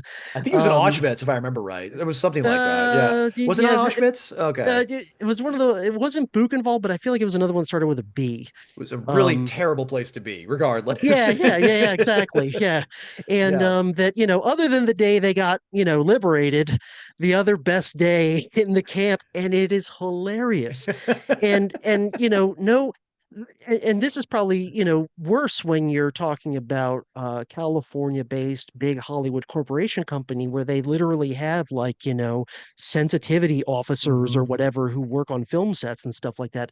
Like you would never have somebody making a joke on that level get through and get put into a film, Right. because they'd be like, oh, that's so offensive, that's this, that's that. Hmm. And so you like comedy has to be anarchic. It Right. has to be just punching up and down, just like, nothing is sacred, ripping on everything. That's the best comedy It where is. Yeah. Well, and that's the thing. I mean, it's funny you say that because I still it's funny because it's relevant to the sort of culture news. I don't know if you've been watching or were watching Kanye West's most recent meltdown on Twitter, where no. it was horrible, actually. But it was funny for like 5 seconds because he's writing in all caps, "I'm a Nazi," and just like he's going hard, he's doubling, tripling, quadrupling down in his anti-Semitism, and it was different than it was with the first time when he was actually like showing his face and talking on camera because this time it's just sad. It's just really sad, and I hope he does get better because he's clearly not well. But when he Mhm. first started doing this stuff, it did kind of feel like a bit. At first, there was a clip of him being interviewed, and he's talking about how he says, like, I was giving a bad diagnosis by I'm not gonna say who it was, I'm not gonna say what group it was part of. We're not allowed to say that, and he's just like giving all his preface, and he stops and then just crosses his arms and goes, "It was a Jewish doctor," and it's legitimately one of the funniest things I've seen in a long time. But like I said, there is a sort of reality behind it that's not funny, and it's starting to become clear that it's very much rooted in mental illness and actual bigotry. So it's just not funny anymore. But my point bringing that up is that if you can't laugh at that, like even when there's like some darkness behind it, then you really are like missing out on the essence of what comedy is, I think. And Mhm. Hollywood is not going to do that, and that's because they have become dominated by HR departments. And Mhm. maybe when you have a company as big as Disney, you kind of have to have that. But the thing is that those departments are all pretty monolithic in what they believe. And that is a big problem. I Mhm. don't see how to get out of that like Mhm. cleanly without honestly doing kind of an Elon Musk and doing a Doge on it. You know what I mean? Like Mhm. I don't know Yeah. how I don't know if that's ever going to happen. I mean, it would require new leadership most likely, but Mhm. the thing is I'm not trying to say this like there's no value in an HR department, but I am trying to say that if it makes the people who work in these studios feel like they can't make jokes at all, then that's why comedy is going to go away as a genre. It's just nobody's going to feel safe to do a comedy. Mhm. And I think it really will take a lot more studios just saying, okay, we're going to make comedies and we're just going to stay out of the business of the writer's room. And if you can't handle it, you're working at the wrong place. Like it's weird that Netflix still has that sort of like tendency to try to appease this type of ideology because I remember after the Dave Chappelle specials came out, they did absolutely correct messaging in their internal memos that got leaked where they said Mm, if you like we're trying to appeal to everybody as you know all different types of senses of humor and so forth. And if you think that that is something you can't handle, you shouldn't work here. I remember reading that memo and just going, "Whoa, that is mm, the right message to be sending." And mm, I think we need more of that. And to Netflix's credit, they are pretty good when it comes to stand-up comedy. They're very mm. good at putting out a Yeah. diverse array of stand-up comedy. So, you Mm. know, maybe that's just I like the idea of having a wide variety of stuff. I just don't think it's going to happen when Hollywood is centralized to keep it, on that topic. I think again, that is the benefit of a possible fragmentation is we'll get a much greater diversity of perspectives and genres as well. Yeah, yeah. The one big trend for the last 15 years or so too that's been running like parallel with the fundamentalist wokey takeover of everything has been where ever since the MCU started to really become a big deal, Hmm. they switched and they largely gave up on the mid-budget Yes. big studio movie. Hmm. So, they that used to be a common thing. Like if you go back and look at say, pick a random week in 1995 or something like that and look at the movies that were out in theaters and doing Yeah. well, whatever. And a huge percentage of them were these mid-budget movies. It had, a budget of say, I don't know, between 20 and $100 million, where it's not an indie movie. It does have a big studio, behind it in some way.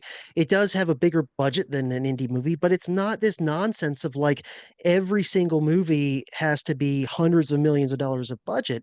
Hmm. And the genres that are particularly amenable to those mid-budget movies, they're, romances, rom-coms, comedies, action movies that are not, wildly over the top Yeah. CGI, money laundering projects, and and horror too, for that matter. Yeah. But Yeah. Yeah. but there tended to be a lot of those movies in like the 20 to $100 million budget range. And the thing is, like, you can make a profitable movie that doesn't have to, get $1 billion at the box office. If your budget is 50 million and you make 150 million at the box office, you tripled your money. That's way more profitable than an $800 billion, Yeah. Marvel or Star Wars thing that only grosses 400 million at the box. Like a movie that makes $400 million at the box office should be a success no matter what.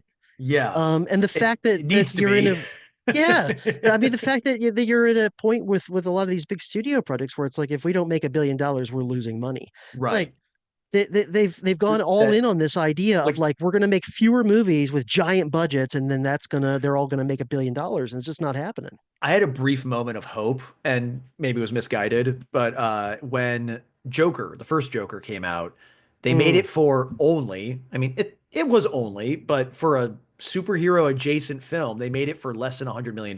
They made it for like hmm 90 million, I want to say, and it hmm made over $1 billion.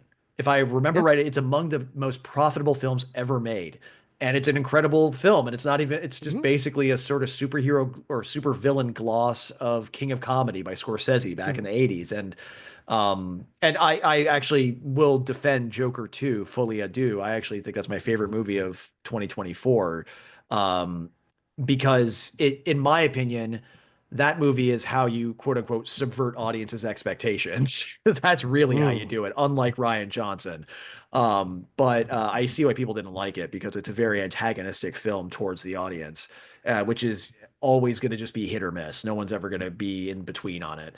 Um, but that and the sequel was made for like double the budget or something. They really amped up the budget, and I was thinking like, well, that's kind of missing the point of what made Joker so charming is that it had this mm, lower budget, this grittier feel. They didn't have to like do any fancy stuff, but from what it sounds like, the sequel was made essentially because of a studio demand. So Todd Phillips and Joaquin Phoenix decided to say fuck you to just the idea of making something like this into a franchise. And I can respect that, but it does kind of show that the lesson was not learned. It's like no, the lesson is not that you need to make a franchise out of this, which is always the lesson that Hollywood takes in. The lesson is no, no, no. You made this movie for very little money in the grand scheme of things, and it made a huge amount of money. That should be Mhm. what the model is. But Mhm. I just don't understand. I mean, as you said, Godzilla minus one is a great example of that. Mhm. That's a foreign film. It's a kaiju film. Americans don't, as far as I know, tend to love those. I mean, well, they were doing King Kong and Godzilla films recently, I guess. Maybe those did well. I don't know. But a 10 to 15 million dollar movie only needs to make like 30, 40 million dollars to be profitable at that point. And I'm Mhm. sure that that movie made that much. I didn't look at the box office for it, but like I don't understand why well, I mean maybe it's just because Hollywood is run by communists, I guess. They don't know how to manage money. I don't know. Yeah, um yeah. And another thing that I think is necessary, and I don't know if Hollywood and the Hollywood studios are going to do this, and it might just have to happen organically in these like other centers of filmmaking or whatever. mhm. But it seems to me like one of the things you would have to do to really like if you, let's say you were a high up guy in a big Hollywood studio and you're just a money guy and Yeah. you're not really a believer in this wokeness stuff. You went along with it a while because you thought that's where things were going, but then the box office returns are showing no, they're not.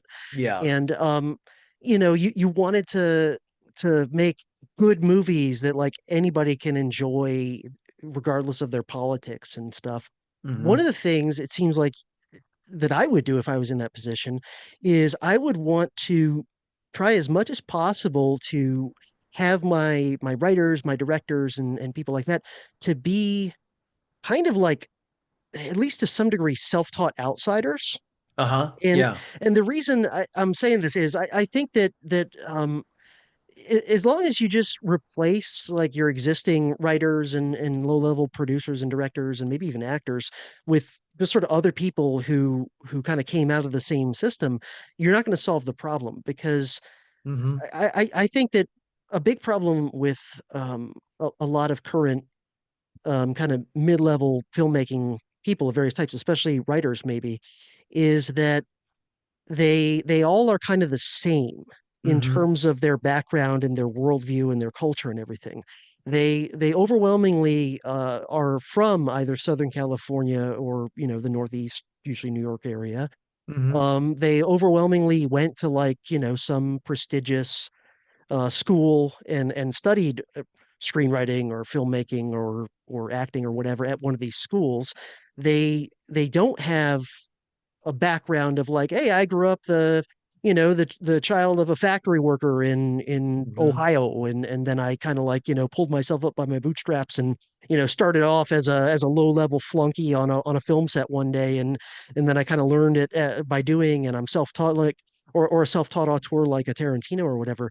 Um, Mhm. and so, I think a big part of the problem with a lot of these people, it's not just that they believe bad ideas, but it's that they can't even conceive of other ways of looking at the world because they typically have little to no life experience before they go into show business. They're not people who have like worked shit jobs and, maybe been in the military or, just done something else that's totally different. Worked as a self-taught carpenter like Harrison Ford did before his acting Yeah. career took off. They've never worked shitty jobs. They've never rubbed elbows with the common people whose money they're trying to get at the box office. And then they they all went to film school or acting school or writing school, and it seems to me, from what I've seen and heard and things that a lot of if you go to school for something like writing or something like filmmaking, Mhm. that for at least the last few decades, if not longer, you're going to get way more taught to you about essentially wokeism. You're gonna spend way more time studying like how is Shakespeare racist and Yeah. how is this film director that we're all supposed to love, how is he actually sexist, and how is like everybody who came before you, if they're an old straight white guy, evil, and we can't learn anything from the great art that they produced or whatever. And so to me there's just an opportunity cost problem where every hour you're in film school that you're spending trying to play spot the racist in some classic piece of literature or film is an hour you're not spending going, wait a minute, this piece of literature or this great film, Like, why did it resonate with so many people? Why is Right. it a timeless classic that people still enjoy to this day? You know, why do people still read Shakespeare 400 years later? Why do people still watch, certain classic films?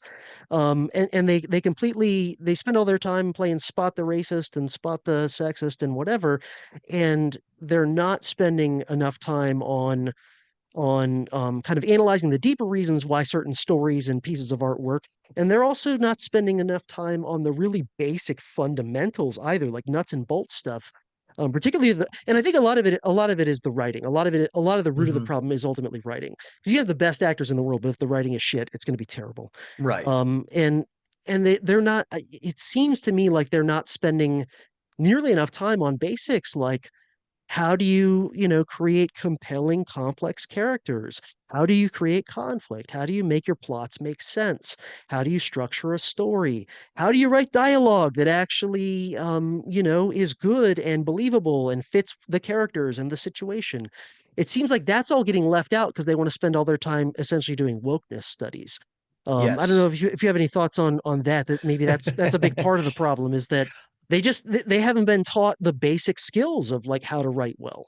Yes, and we were talking about this off mic a little bit. I can speak to this a little bit because I don't know if if I've ever told your listeners this that I minored I minored in wokeness. No, it was called cultural studies, which is where a lot of this stuff comes from academically, and it was in a subfield called studies in cinema and media culture, and we did a lot of this stuff. We read a lot of this stuff, but I think I lucked out because as I said earlier before we were recording, all of my teachers in that field were Gen X. So we looked at this stuff, we problematized, quote unquote, everything, but it was never to say this is bad. It was never to say this is why it's not relevant. Or it was more to say, here's some ways you can look at uh, these films, these classic films. Examples I, like to use are Rear Window and Fight Club. And when you look at them through certain lenses, you're able to sort of understand both why they're quote unquote problematic and therefore why they are good. It's basically saying problematic doesn't mean bad. It actually means problematic. It means it's just the art is highlighting some kind of problem, whether consciously or unconsciously, and yet it still works to its advantage. The example I gave to you earlier when we were talking was how Rear Window was something that we looked at in one of my classes through a feminist lens. And before everybody starts tuning out or furiously typing a comment, what that means is we were using the writings of Laura Mulvey, this feminist who created the term the male gaze. And The Rear Window is a film literally about a man looking through a camera into other people's lives, and particularly into women's lives in a lot of cases. And that in and of itself is the film's sort of gimmick. It's him looking. That film wouldn't have worked if he left his apartment. That film would not work if it was something that wasn't voyeuristic. If it wasn't him basically like sort of I guess you could say objectifying the world outside of his window. And that way of looking at it shows how it's like an effective use of these concepts, but also just a good film. And on top of that, it also allows you to look into the history of Alfred Hitchcock and how he was very conscious of these things.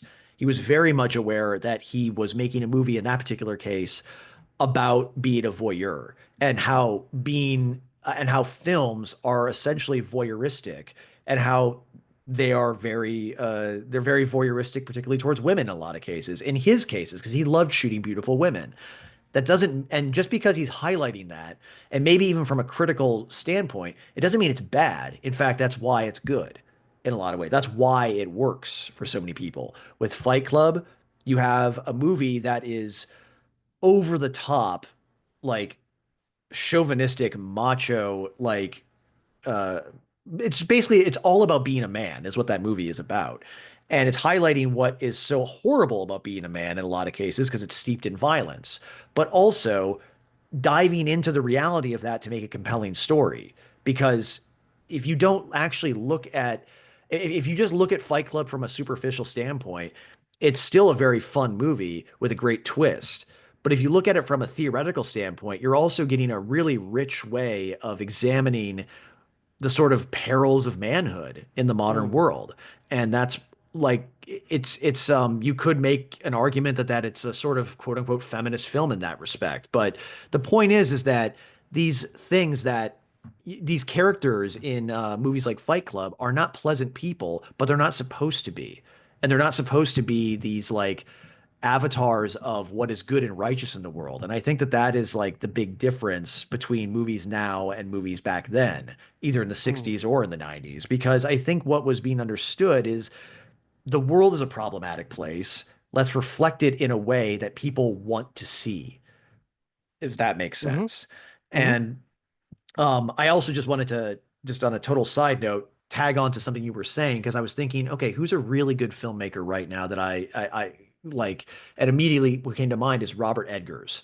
Eggers, excuse mm, me. He did The Witch, The Lighthouse, The mm-hmm, Northman, and most recently Nosferatu. And he's 4 for 4. All four of those movies are incredible. And wouldn't you know it, he was born in New York City, but he was raised in Laramie, Wyoming. mm, And his mother, I think, was a stay-at-home mom, but his stepfather was an English literature professor at the University of Wyoming. mm, And then they lived in New Hampshire after that. And then eventually he went to New York and did, study filmmaking and whatnot. But he was also doing this back in the early 2000s before academia started to change. So there's mm, that too. But again, it speaks to your point that he does not come from a traditional Hollywood background or what is now a traditional Hollywood background. He comes from mm, the sort of older background where he has a mm, perspective that is much more rooted in the places he lived in. He's very much a location conscious filmmaker. That's why his mm, movies, I think, are so good. I mean, The Witch is probably one of the most historically accurate like films ever made in terms of like the vibes, I guess, for lack of a better way of putting it, the language spoken and all that stuff, and the way people behaved. mm, But anyway, I'm just bringing that up because I think that that speaks to your point in a really good way. But I also think that these theories that have been sort of watered down in through I would say media criticism, I think is responsible for this. Media blogs in the 2010s watering down these concepts that have been used to make good movies in a lot of ways is partly responsible for this because it is just basically turned it into, as you say, spot the racist, spot the sexist, and just point out why it's bad and then subvert the bad. Like, no, the bad is what does the subverting. You know what I mean? Like mm, that's really how you subvert things. But the problem is these people took the lesson that, oh, because these things played with problematic things, we have to get rid of the problematic things. And doing that is it is an act of subversion, but it's subverting what makes art powerful. People want to be subverted. They don't want to be subverted. They don't want the thing that they're consuming to be subverted. They want to be subverted. That's why we engage with mm, art. I believe that at least. Maybe I'm naive or something, but I really do believe, I mean, that's why I enjoy a lot of art, is that it makes me feel like I am being challenged in some way. mm, Like I'm trying to think of like the most recent film that challenged me and that sort of there was the movie The Neon Demon made by Nicholas Winding Refn back in mm, 2016. It's very weird and disturbing and disgusting in a lot of ways. A very good horror film that's mm, all about the commodification of the female body in Hollywood. But it's a movie about cannibals, basically. And mm, it's very much like further soured me on what it means to become famous, like the idea of becoming famous in Hollywood and what it really means. And what it means is you are serving yourself up as a meal, essentially. mm. And it's very, I don't want to spoil too much because it is worth seeing, especially for people who like weird stuff akin to David Lynch. Rest in peace, by the way. Uh, that kind of thing like really challenged me to sort of like understand that there's something much darker about show business than I would have appreciated, I think, without seeing it. Now, granted, maybe when the Epstein flight logs became more common knowledge, that might have done it the Mhm, job too. But this movie did it through art. It made me think, okay, there's something really not great about this industry Mhm. that I'm adjacent to.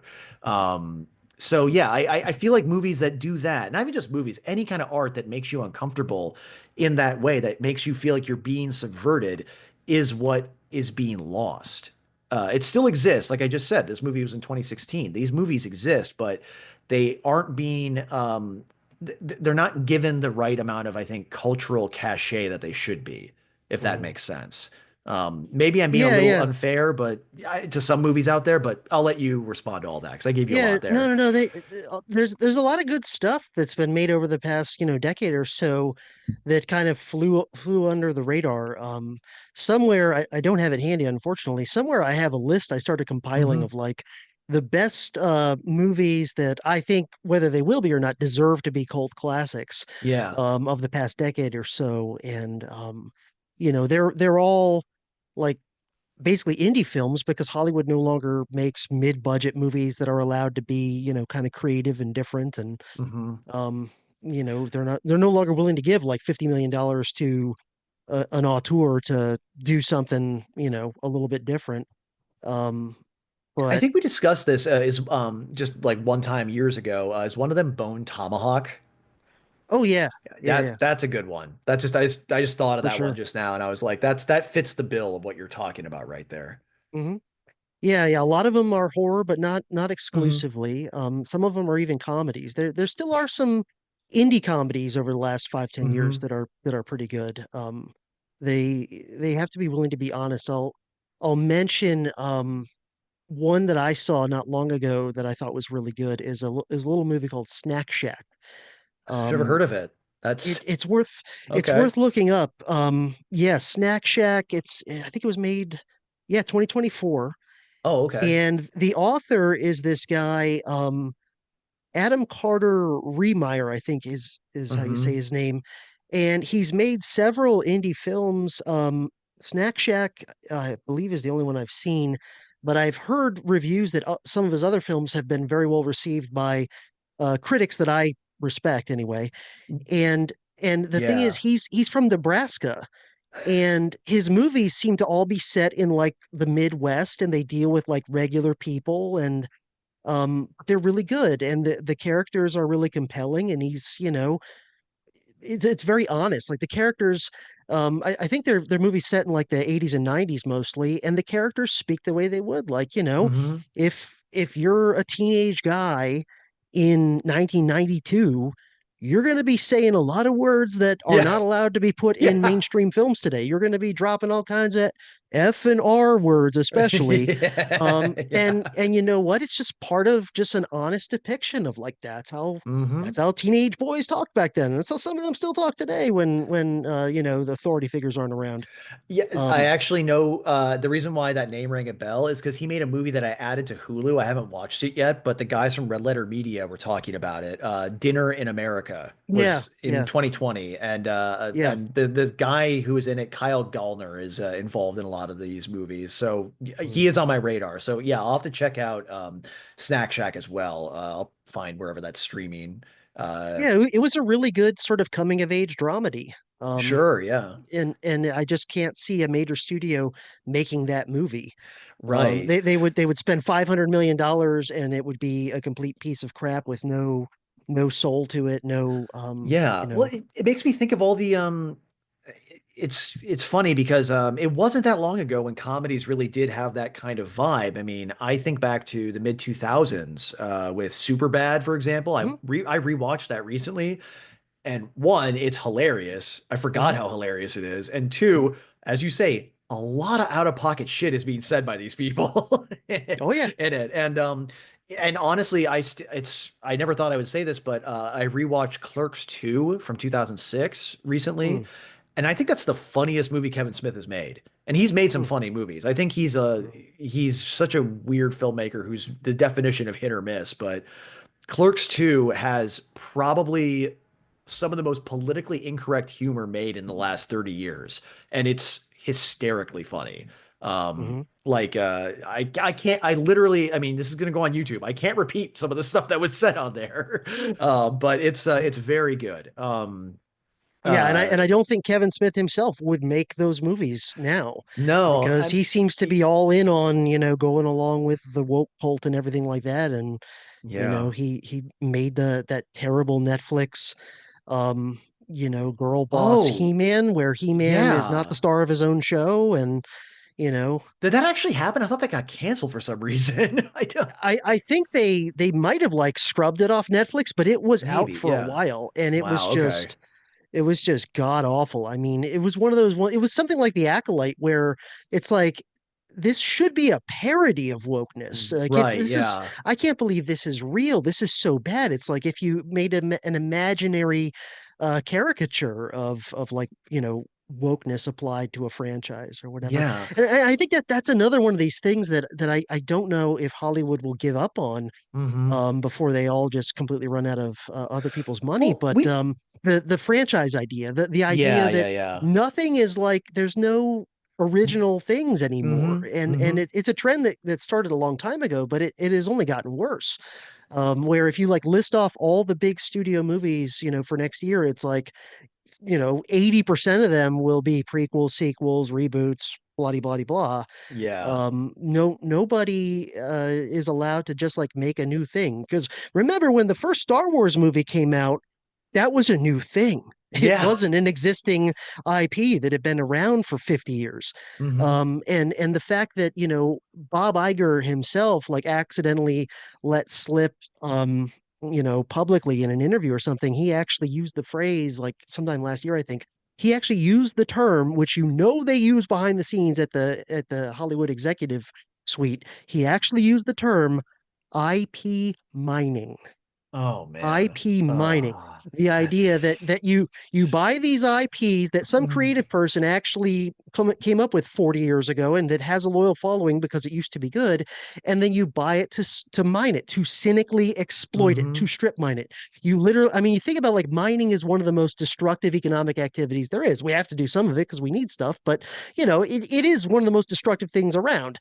And so the idea that like, you're buying this beloved imaginary world or whatever, and you are literally going to strip mine it. You're going to Yeah. open pit mine it. You're going to just squeeze every dime out of it you can, and then just leave it as like a smoking slab heap on the side of a mountain in Butte, Montana, or something. Um, it, It you it just shows the cynicism they have of this thing, where yeah. they have no affection. The people who own like Star Wars and Marvel and whatever and control them now, they're not people who have any. The people that built those things did it out of creativity and affection and conviction and whatever. But the people who then just came in and bought them and then repurposed them and started cynically exploiting it with 100 shitty sequels, um, they're really they're really like cynical exploitative people in that sense that Yeah. they don't care if they run Star Wars into the ground as long as they can squeeze money out of it and then also use it for some political propaganda Hmm. purposes at the same time. Like they don't give a shit that they've ruined something that like millions of people loved for generations. They don't care. Yeah, you never would catch me defending the Star Wars prequels, but at this point, it's kind of hard not Oh, to, as like, they're not great movies. They're not even good movies in a lot of ways, but they were made by somebody who actually gave a shit. You could yeah, yeah, yeah, tell. yeah. I mean, those Yeah. I've always seen as they had a lot of good ideas, and they Hmm. came from like a guy's actual creative vision and whatever. But then they were just executed so badly. Like a Right. lot of the basic ideas of the prequels are good idea when you zoom out to like the really big Hmm. picture of them.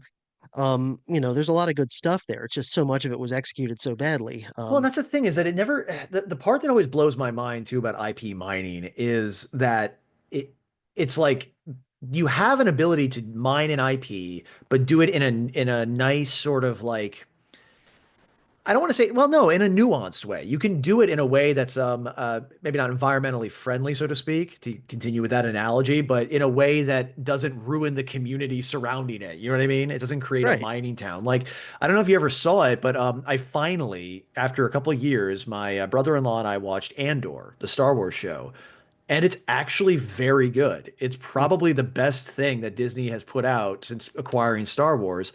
Mhm. And it's not because of any particular reason other than the fact that the guy behind it is Tony Gilroy, who is a masterful filmmaker. He wrote and directed Michael Clayton and Nightcrawler. He's a very accomplished filmmaker. He did the rewrites on Rogue One, which Mm, I don't know what the original was like, but I don't know. I mean, it's funny because like that show is called Andor and it has very little to do with Andor. He's in it. He's like sort of the agent of change throughout the story, but it's about so much more than that. And it shows like the inner bureaucracy and workings of the empire. And it's very compelling storytelling. It's really good. And I was shocked. I was like, this is mhm, not the same universe as The Acolyte or mhm. even Obi-Wan, which I admit I enjoyed because it was dumb schlock. It felt like a terrible TV show from the 90s, and it kind of was. Um, and I also, on a side note, I tried Skeleton Crew, the kids show, and I was thinking, why didn't they just lead with this? Like, this is a good, if you want to make Star Wars for kids, this is how you do it. Just make a kids show based off the Goonies, basically. It's Mhm, fun. mhm, But you have these weird, disparate visions going into something that is an IP, and that's what I think is kind of the problem. Um, like the sort of a weird mentality that I've sort of picked up on, at least with I'll use Star Wars. We'll just keep it confined to Star Wars, is that it's an IP, but they're letting people work on the IP and treat it like it's an auteur piece, where mm, you have contempt for your audience, like that's a good idea. You shouldn't have contempt for your audience if you have an IP. That's a terrible idea. Contempt for your audience is reserved for auteurs, and auteurs don't work within an established franchise or IP. That just doesn't, those things are incompatible. And mhm, that's why you have people saying dumb things like, well, don't watch my show if you don't like it. It's like it's not your show, it's Disney's show. They don't want you to be saying that kind of stuff, you mhm. know? You Yeah. don't want to be calling your audience members bigots when it doesn't do well. That's a terrible idea. If you made Yeah. your own individual film, like if for whatever reason Kevin Smith makes a film, it's his own film. It's Clerks 1 and it doesn't do well somehow, and he can go out of pocket and just say everybody here hates fat people or something like that. It's like that, yeah, it's stupid, but it's just him. He's representing his own words. He's not representing a broader IP. There is something different about those things. Yeah. Yeah. And you're not taking, you know, $400 million to make a movie Exactly. or show, and then basically you, the director or producer or whatever, and then most of your lead actors are publicly demonizing literally half the country. Yeah. It's like, how do you think you're going to make a profit on a $400 million budget if you, before your film or your shows even come out, you've already like alienated half the country to like actively not want to see what you're making and actively want your project to fail. Hmm. The math doesn't add up, you know. And it's Yeah. actually, at least according to the last election, it's a little more than half the country that you're Yeah. demonizing, you know. And Yeah. I don't think that's a very good profit model when you're working on No. hundreds of millions of dollars of budgets. Well, and there's something else too, and we talked about this once it was either your show or my show. I don't remember, but it was a couple of years ago. And I think it was because we were talking about Obi-Wan, the show, because there was like talk of how there was like racist abuse being piled on one of the actors or something like that. And I was like at that point, and now I'm even more convinced of this, that there's something really gross about these companies that are they're antagonizing half the country, to use that, example, but they're basically letting their actors of color, their marginalized actors they want to elevate so much, they're turning them into the punching bag, because Yeah, they're the visible people. So they're the they're ones. using them as human shields in a way. Exactly. And Yeah. then like I said earlier, they're, applying a politics that minimizes criticism or I guess we could say even not gaslights criticism, but it kind of is that, I guess. But no, it's basically it's turning criticism into something that you can't really do without this baggage hanging over it, when most people who don't like The Acolyte, I don't think they give a shit about the actors in it unless the actors' performances suck. You know what I mean? Like, Mhm. yes, there were some idiots, for example, who were getting all mad about John Boyega as Finn in the sequels. I don't think the issue was John Boyega. I don't think the issue was a black stormtrooper. The issue was his character was written like shit. Mhm. It seems more to me that he was being disrespected in a lot of Mhm. ways. And I just Oh yeah, yeah, yeah. yeah, Yeah, I mean, it's I still say that like I think the sequels, they would have been so much better if Rey was not the central character, or maybe not even a character at all, because she's such a terrible Mary Sue. But imagine if the sequel trilogy centered around John Boyega's character. Yeah. And I mean, the idea of a story about a stormtrooper who got Hmm. disillusioned and Yes. left and then joined the other side, like that has the potential to be a really compelling story. And hell, But becomes a Jedi. Like that's a yeah, great story. That's a really good yeah, story. and John Boyega seems like a perfectly fine actor. Like I Yeah. don't think anybody would have had a problem with the fact that he's black, if that was what those movies were about. I mean, maybe China would had to do some photoshopping of the posters, I guess. I don't know, but Yeah, exactly. other than that, like I don't think anybody would have cared. Like none. That's the thing is this idea that there weren't allowed to be black stars until you know 10 years ago or whatever. I mean, so ridiculous. Like I can remember being a kid in the 80s and 90s, and man, if a movie came out that had, starred Wesley Snipes or Denzel Washington or Eddie Murphy or, name any other. Danny Glover. I mean, come on, Yeah, Lethal yeah. Weapon. Like Oh, that's where it's at. we thought, yeah, we thought they were great. Like, me and all my mostly white friends were like, we thought they were the coolest guys ever. We wanted to go see their movies, Yeah. and this idea that, that Well, there's something profoundly I don't know. condescending about this idea that unfortunately here's actually where I will allow myself some cynicism is that there's this idea that is I'm assuming probably based on some kind of junk science, some junk social science research that really were like the results probably don't necessarily match with the concluding behavior that supposedly people respond better to movies when the stars look like you.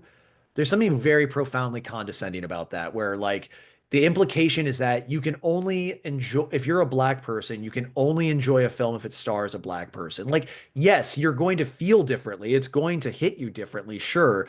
But that doesn't mean that the film is going to be better. That just means that you're being pandered to.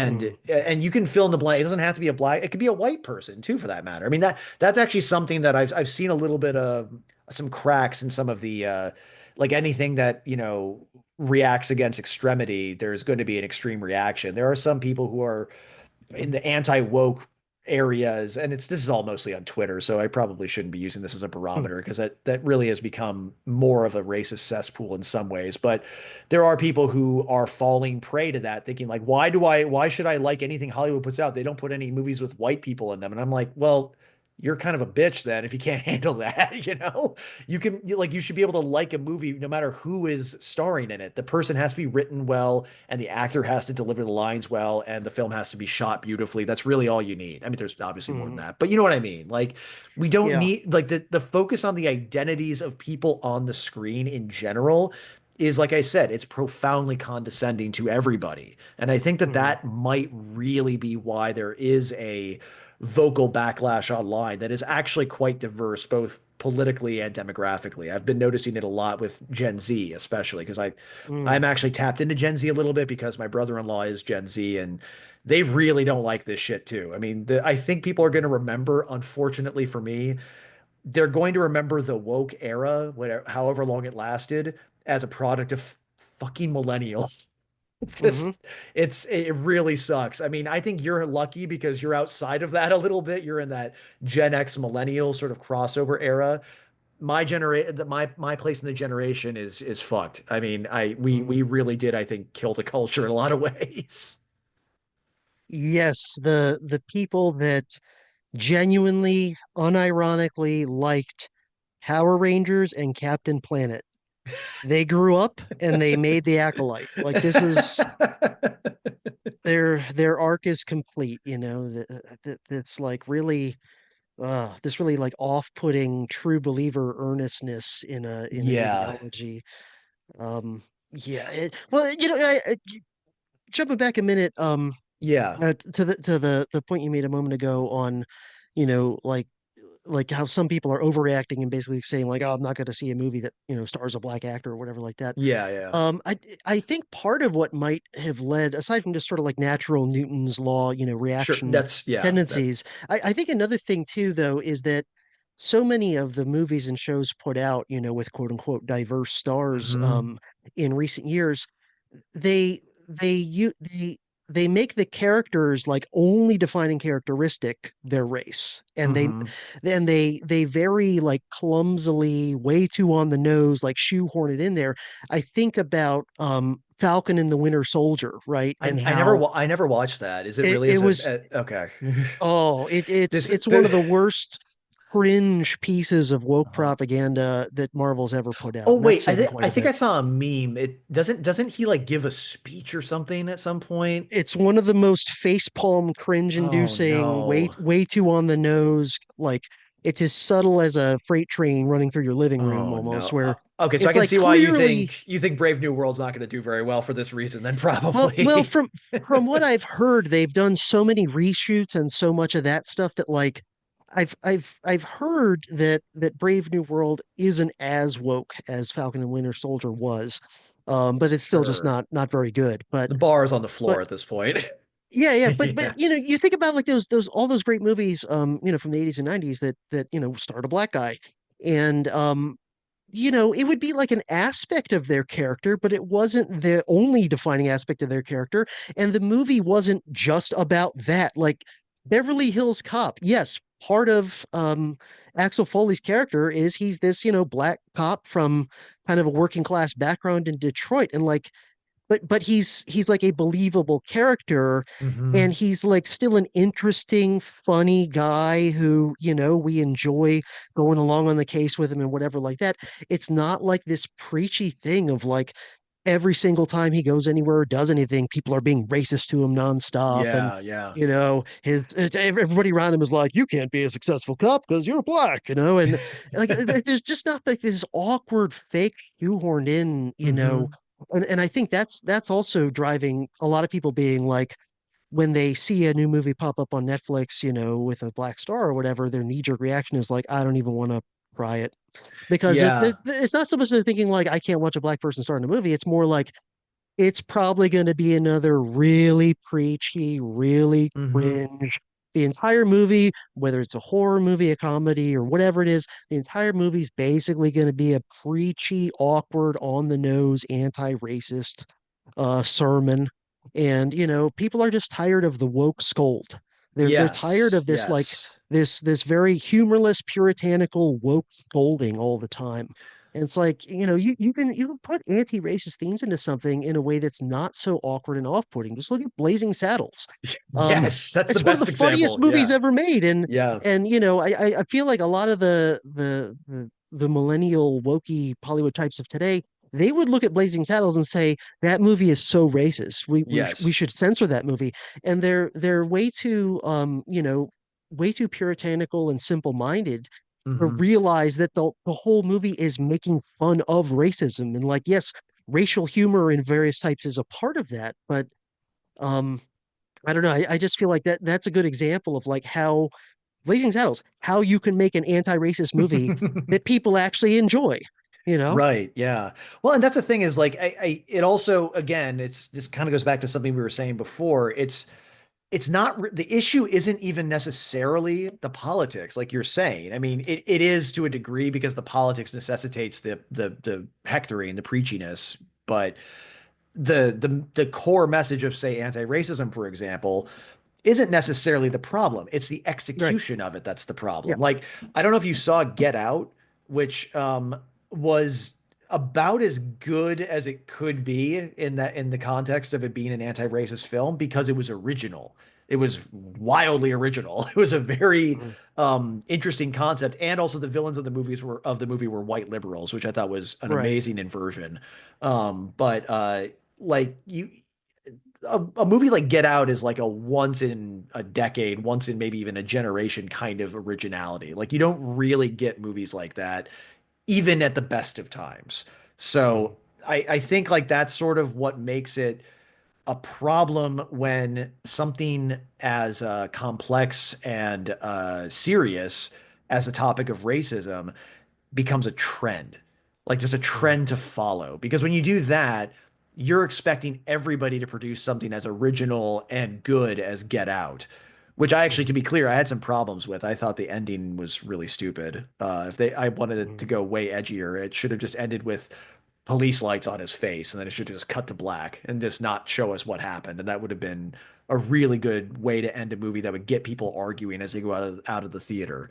Mhm. But regardless, the point is that there's an expectation that the theme will carry or the message will carry everything when clearly that is not true. It has never been Mhm. true. I mean, Yeah. it's true in Nazi Germany, it's true in the Soviet Union, and it's only true in the sense that there is no other option. Like that's all Mhm. you get to see is propaganda in places like that Mhm. back in the day. And like I mean, I'll give communist China this. I'll give the Red Chinese this. You can't, there is no freedom of speech there, but they still can make good movies, and they have made good Mhm. movies, and I will see them sometimes. I mean, but again, it's uh what they're a little different in that they don't like to necessarily shove the message in. They just prevent like any other message from getting into the film. So they make them as Mhm. inoffensive as possible to the regime. Mhm. Though on a funny side note, the movie that The Departed is based on, Infernal Affairs, is a Hong Kong film. When they released the mainland Chinese version, it has a really hilarious ending that just out of nowhere the main character gets arrested and there's like a preachy message saying crime doesn't pay and he goes to prison and that's the end of the movie and it makes no sense whatsoever. Very um Hayes Code. Very Hays Code, yes. And Mhm. on a side note, another reason why Quentin Tarantino is one reason keeping Los Angeles from being a total hellscape in terms of movies. He owns a couple theaters here, and I Mhm. recently went to the New Beverly, the one he owns in West Hollywood, to go see two pre-code films because he does pre-code nights, Mhm. pre-code double features, and man, they got away with a lot of shit back then. Pre-code, Mhm. it was so good. Mhm. Really good Mhm. stuff. But anyway, so yeah, I think I don't even remember what my point was there, but I just yeah, I'm very saddened by the fact that people don't want to be challenged by the things that they see anymore, and they feel like the best way to be safe is to just adhere to trends that shouldn't be trends. Like I don't think talking about racism should be a trend. It should be talking about racism. It should just be what it is, if that makes Mhm. sense. Mhm. Mhm. Yeah, yeah, yeah. Well, starting to circle things toward the conclusion after Sure. freewheeling all over the damn place. I guess you said you published it today. I started listening to it yesterday and finished it up this morning. Sure. You just put out an episode of your show, History Impossible, which everybody should listen to. It's one of the short list of history podcasts that I am a regular listener to myself. I'm very snooty about history podcasts. So yours always makes the cut. And it's partly about the California wildfires, the topic that we started off talking about a long, long time ago. But you also give some historical perspective with three other natural disasters from a little bit over a century ago. So I'll just go ahead and give you the floor to kind of give Sure. your overall kind of as much of a, I guess, a synopsis or bird's eye view as you want to on that episode. It was very good, Thank and you. I definitely recommend people listen to it. A lot of interesting analysis in there, as there always is in your stuff. And so take it away. Your take on kind of natural disasters in general, using all these different examples. Well, natural disasters have always been something I've wanted to touch on with my show. In fact, those three stories were ones I was planning to do as full episodes at one point, and I think I said in the outro, I think I probably still will at some point. But uh, I find natural disasters to be uh, fascinating. As I've been in grad school now for this is my fourth semester. I found myself being interested in both the history of like ideological history, of course, but also environmental history, because environmental history, in my view, places humankind and the human experience in the proper context, which is one in which we are part of an ecosystem that includes ourselves. Like we are an ecosystem in and of ourselves, and we're part of a wider ecosystem. And we can really see how people behave at scale when a natural disaster hits. I believe we've talked about this to a certain degree before when I've with when I did my first episode about the Spanish flu. It wasn't my first Yeah. episode, but we were talking about how the effects of the Spanish flu are very underrated when talking about the history of the 20th century, and how I believe that the history of infectious disease is it's well studied, but it's not studied well enough in terms of Mm. how it has downstream consequences. And similarly, I mean, we can call an infectious disease even one that escapes from a lab. And sorry, you've now been demonetized. But well, infectious diseases are natural disasters. And I think when you expand beyond that to things like hurricanes, volcanoes, tornadoes, earthquakes, fires, blizzards, meteors, even. I mean, I do want to one day do an episode about the Tunguska event, even though that didn't really affect people all that much, just because it was the last time a major meteor hit the Earth at least that I know of. But yeah, just stuff like that. Um, they all have these like ways of sort of shifting human priorities in a way that that wouldn't have otherwise shifted for Mm. perhaps obvious reasons. And the examples I gave in this particular episode were the Krakatoa explosion in 1883 in Indonesia, which was, I think it's the biggest volcanic explosion of the modern era. I don't want to get that wrong though. Mount Tambora in 1815 was also pretty big. Um, but yeah, anyway, Krakatoa was a big explosion. It was 4 times the size of the largest nuclear bomb ever set off, and it killed Mm. somewhere around the neighborhood of 36,000 people. Devastating, um, to say the least. And then and we briefly touched on this earlier. I talked about the Galveston hurricane of 1900, which was it's the worst hurricane in American history, far worse than Katrina. Um, and then finally, I talked about the Great San Francisco Earthquake of 1906, which we also kind of touched on as like as the impetus for creating Los Angeles into the economic juggernaut that it is now. That it may no longer be. We'll see. Um, and uh, the sort of effects that come from those things involve how people behave towards what is the status quo at the time, greater than any kind of revolution or war, or maybe equivalent to that might be a better way of putting it. In Krakatoa's case, it's where you see the dominance of Islam take over in Indonesia and the ousting of the Dutch colonial forces, because the people of Java and the surrounding regions of Krakatoa were kind of a variety of beliefs. There was, a fair amount of Islam there, but a lot of them had traditional beliefs, and then those traditional beliefs essentially failed them when their world exploded and they began converting to Islam. Islam at that time had a very politically radical nature, as it often does, especially in colonial holdings. And they ended up rising up, and it took a long time, but by 1949, Indonesia was an independent country and the most populous Islamic country in the world. I believe, well, I don't know the numbers, but it's the most, like, they're the highest number of Muslims in one country in the world. When people think of Islam, they tend to think of the Middle East, but Southeast Asia is really where most people who follow the faith live. And that arguably only came about because of the Krakatoa explosion. And in Galveston, the effects were essentially they're much smaller in scale, but they were significant because Galveston was going through an economic boom at the time. And it then, after the hurricane, kind of started going the way of Detroit in the 20th century, and was only saved by Prohibition. And Prohibition turned it into a den of illegal liquor producing and gambling. And while I personally think Prohibition was a terrible piece of legislation, and it couldn't have been undone soon enough, just in the sense of like it infringing on people's personal liberty, it still was a negative downstream effect for the people of Galveston, who probably wanted nothing to do with bootlegging or illegal gambling or prostitution or any of that stuff. So you have that effect there. And then finally with San Francisco, we already kind of talked about it. The fires that actually broke out after the earthquake ended up causing more damage, but because the earthquake caused everything, it caused investors to essentially flee the city. They were like, we're not going to invest here anymore. We're going to move down to Los Angeles. And that ended up having the downstream effect of creating Hollywood or letting Hollywood become the dominant economic force in Southern California.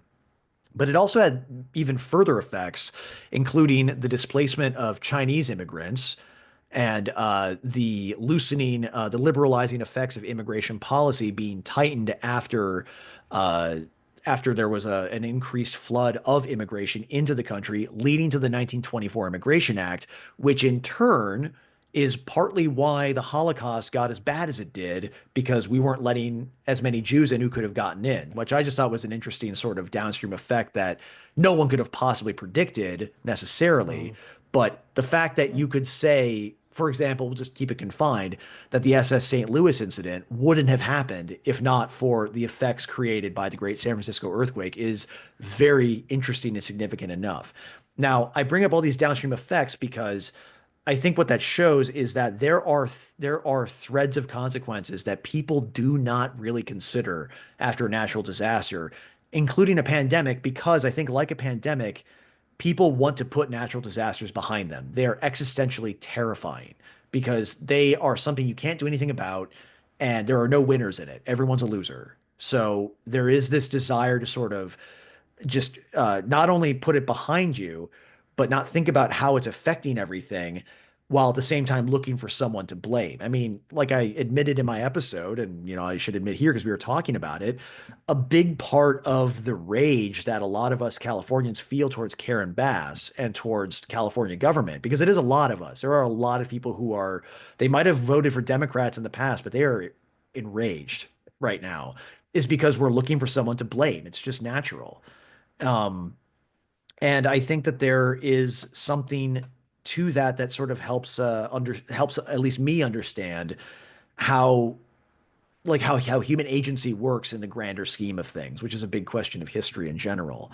Um, it even got me to the point where I was like looking at how well, and this is also kind of part of why it's part of like what I've been reading a lot lately for my thesis, because it has to do with American religion, but how we've very much sort of transitioned away from just saying, "Oh, God did this," to now Mhm. saying, "Oh, climate change did this." Like, it's not that climate change didn't play a part, or if you're a religious person, it's not that God didn't play a part.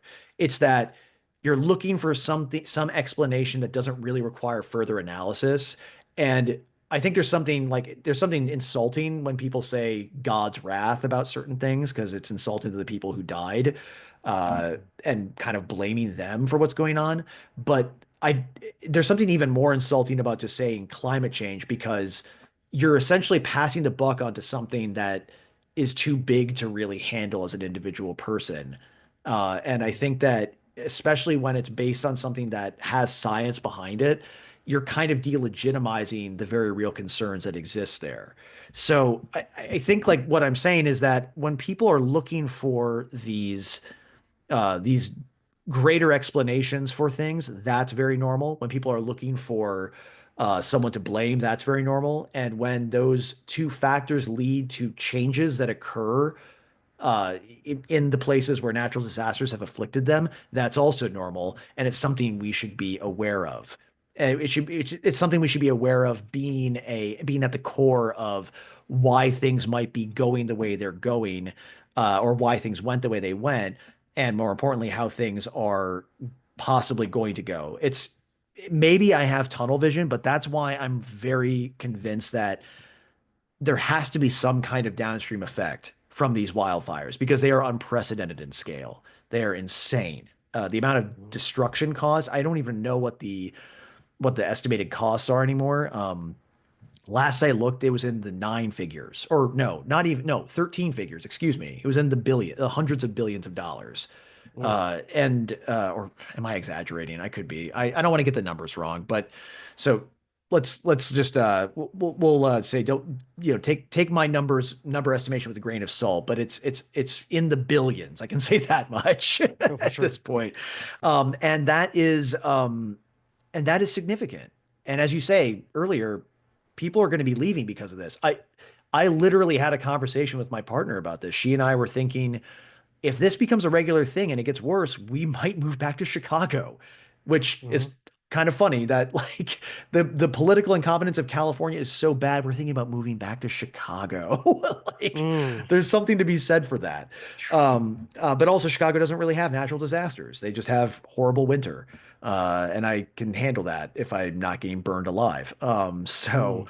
the point being is that these kinds of like little individual decisions get impacted by these grand scale uh you know like devastate this grand scale devastation that occurs when a natural disaster hits. And I think that it's good to sort of see how that like really connects, because it can help us like face down these changes in the future as well.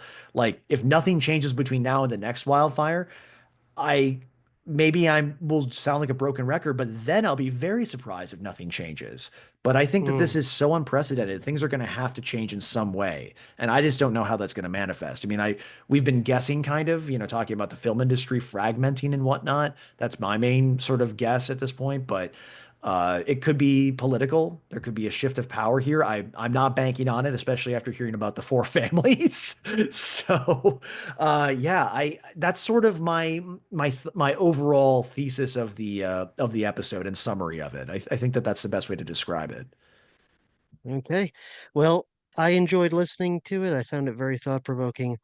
So I definitely recommend it to all my listeners and viewers and whatever as well. Alex, as always, it has been great talking with Yeah, you, for and sure. I always enjoy it. And I'm sure we'll talk again soon, either for another episode of my show or another episode of your show, Of something like that. course. Yes. All Thank right. you again.